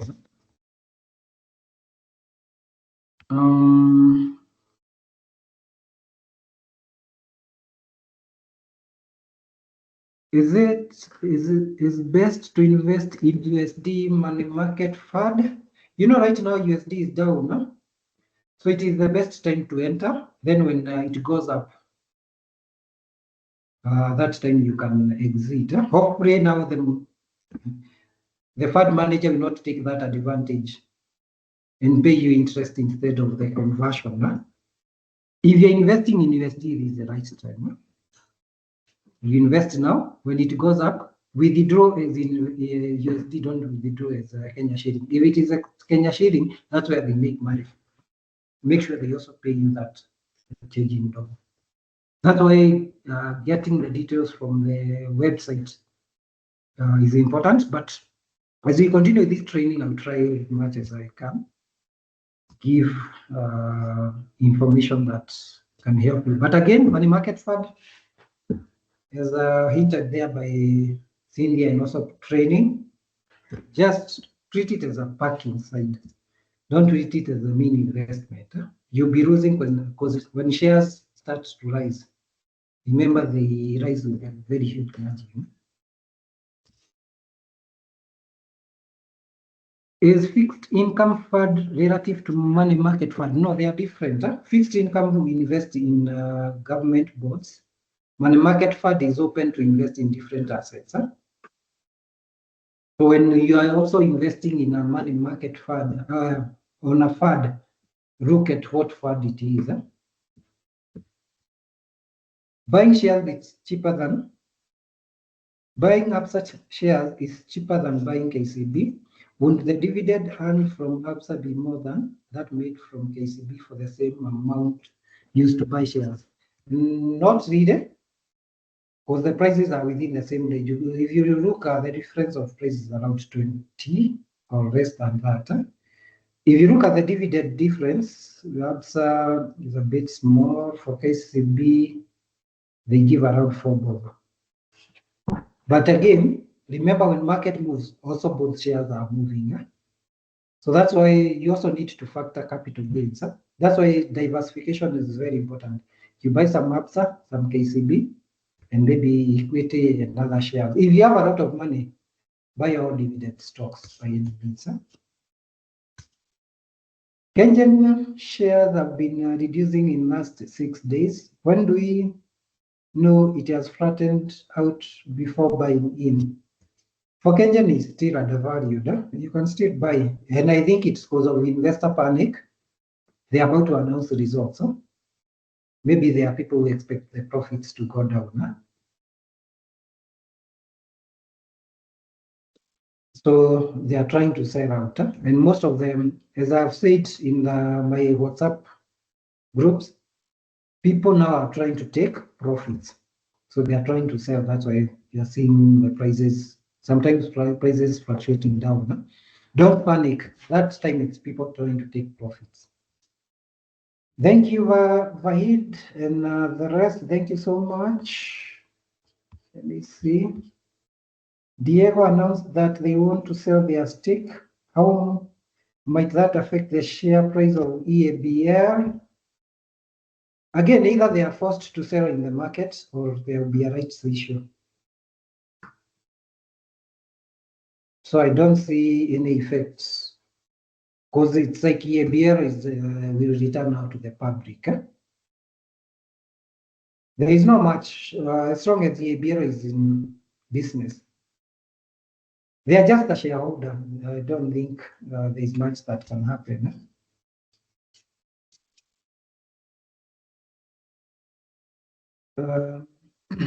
Diego. There was a message last week about a Stanchart and some company about limited shares in deferred. I can't find the message, but please expound. I think we are talking about the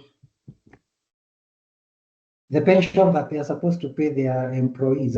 If it is that there is a court case going on, I think we just wait for that court case. If it rules in favor of pensioners, Stanchart will pay.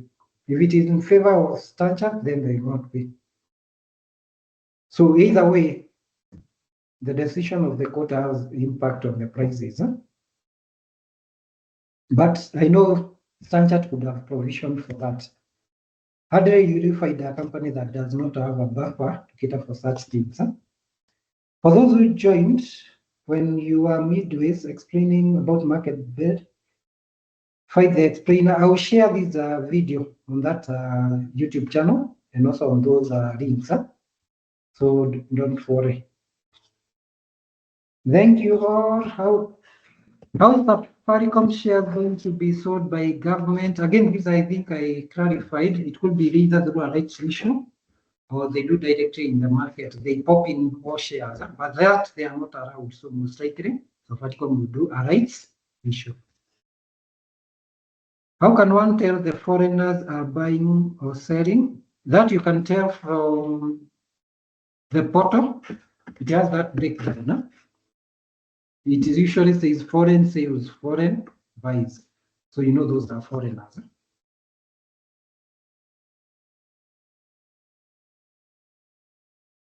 Thank you so much. I appreciate all. I'm looking for more questions. How much enough to start and get good dividend? You start slowly.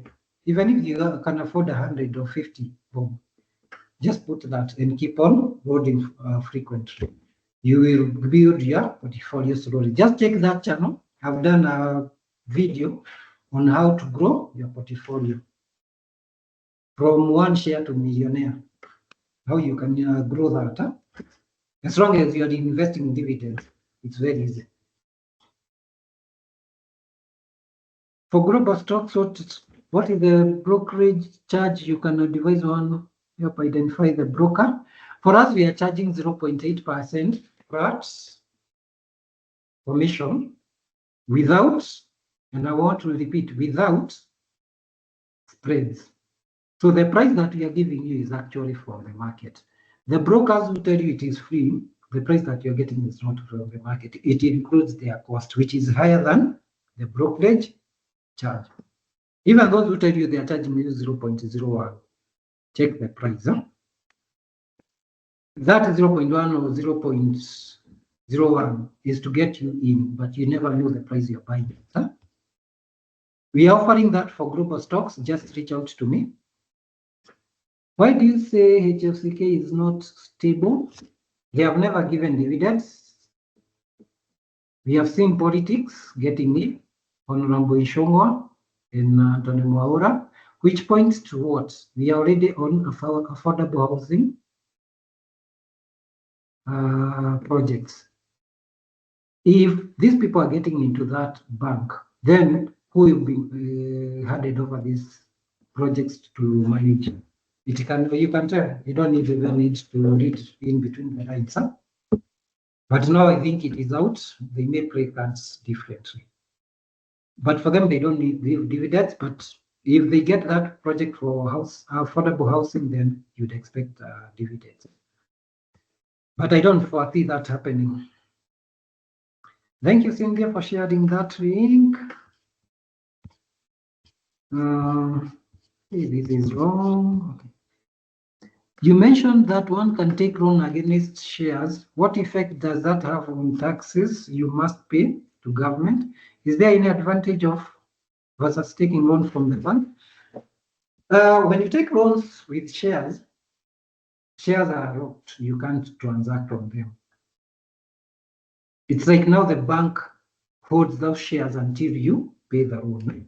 So in CDSC, the shares belongs to you, but you can't use them until you clear the loan. When you clear the loan, you go to bank, they give you clearance letter. You bring to us, we lift that broke. There are no charges. So the only effect here is the interest you're paying to the bank. But remember, your shares are still there. So your valuation still stands, because instead of taking loan, what you'd have done is sell your shares to manage a project, meaning you have offloaded your shares. But now, if you're using these shares to get a loan, shares are still there. When you clear your loan, you still have your shares intact. Huh? And maybe this dividend that you are receiving pays off the interest in one way or another. And you continue enjoying your dividends. You're saying hopefully within the next 1 month made me happy. Will there be minimum amount needed to invest in international stocks once they are integrated? That's time, no? Because you can buy fractional shares, 0.1 share of NVIDIA. So you multiply 0.1 times the price of NVIDIA. That's what you pay, maybe $17.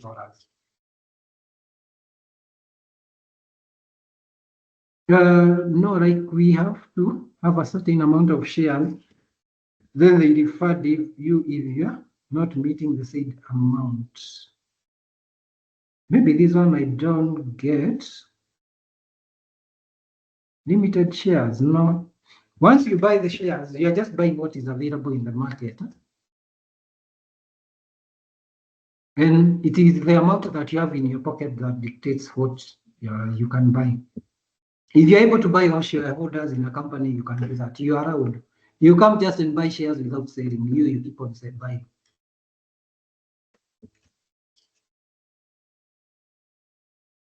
Recording our share now on those channels. I'm happy to share that.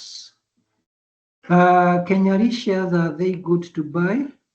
And do they give, yeah, Kenyari, they give dividend. Were it not for that management issue they had, they were on a good track. And it's because he came and changed the management and staff members. That was the only mistake he made. The company is still running properly. Which bank or SACCO gives loan with shares as collateral? All major banks. And some SACCOs, I'm not quite sure. That one you can reach out. If you have an account with us, you can reach out. I can check with you.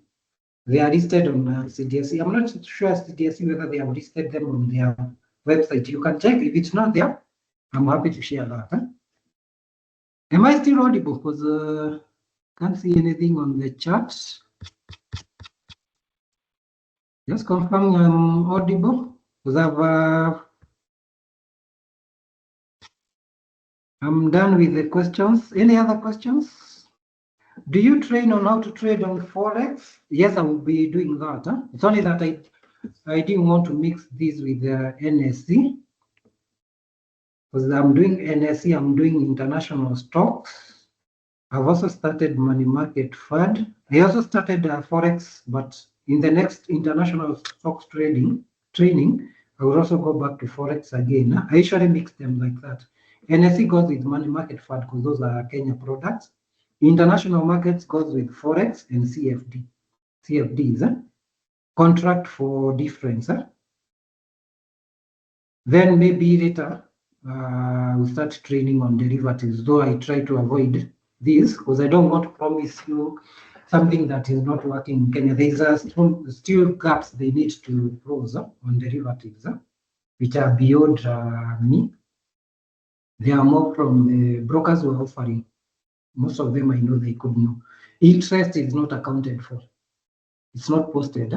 So as a client, the broker still owes you interest, which you never see in your statement. So once that is sorted, derivatives I can pick. Maybe derivatives outside Kenya, but not within. For Kenya, it may not touch. So I usually do those trainings and other trainings, technical. I'm also on technical side. But now for investors, those are the products and also bonds, fixed income. Let me see.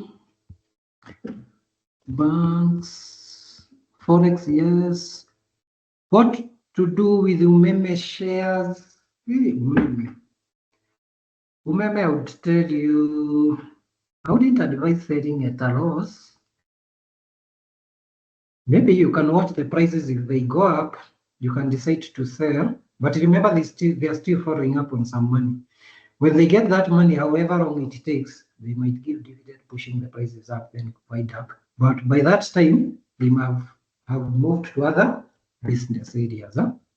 But if you realize the loss you're making is not that huge, I would advise sell, go to a dividend stock, use that dividend to regain the amount that you have lost. Then start building your portfolio. Process of buying shares at IPO, I will share everything, including notes, the recording. I will also be doing a blog post I usually do blog posts for this. And you are free to reach out on my WhatsApp. I'm happy to give you a call, even if it is on weekend. As long as it is between, let's say, from 6 a.m. to around 10 p.m. So that you allow me to rest the other time. CIC shares, their price is a bit low, but CIC shares are one counter I've made profit with them personally. You can use it for speculation purposes, not long term. And that tells you performance of CIC. You need to check how they are performing as a company, because that tells you, if you compare with other, like Kenyari, because they're in the same industry, there is something missing. But if you also look at Britam, the last time they gave dividend was a long time ago. So it tells you, even in the insurance industry, it is not that stable. They are also hit by claims, which eat into their profits sometimes.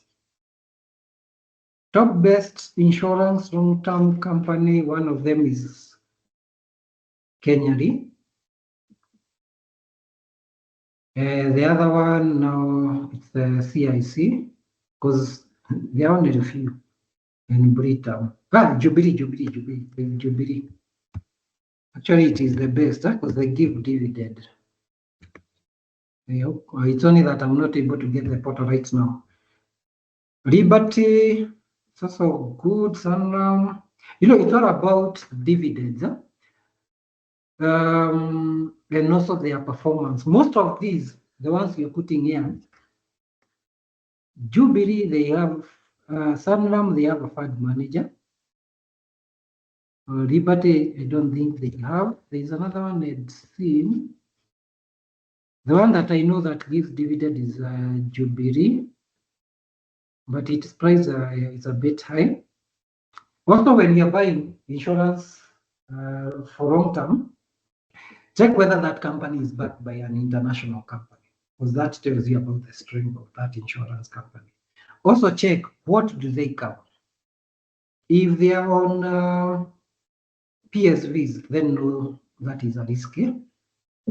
And I believe most of the insurance companies that are underperforming in NSE, they could be venturing much of their insurance products on PSV. Remember, that's where most taxpayers are and most claims. Unlike those who are on personal vehicles, also medical. Check whether they do personal and corporate. If it is corporate, remember it's company which is paying. If it's personal, then they can. But allow me to do that next week so that we don't overshoot our time. And with that, I would like to thank you all for coming today. Thank you so much. Let's meet now this Friday for International Stock Trading. And hopefully this training has opened your eyes.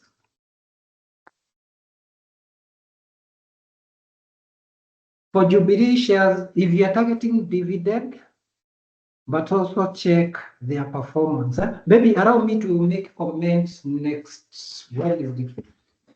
That time now I can break. You know, now we have gone to a point where now we are discussing companies. Allow me now to come with an analysis of companies. Now that time you'll be able now to even understand what each company does and why it is always recommended. Thank you so much. Let's meet next time.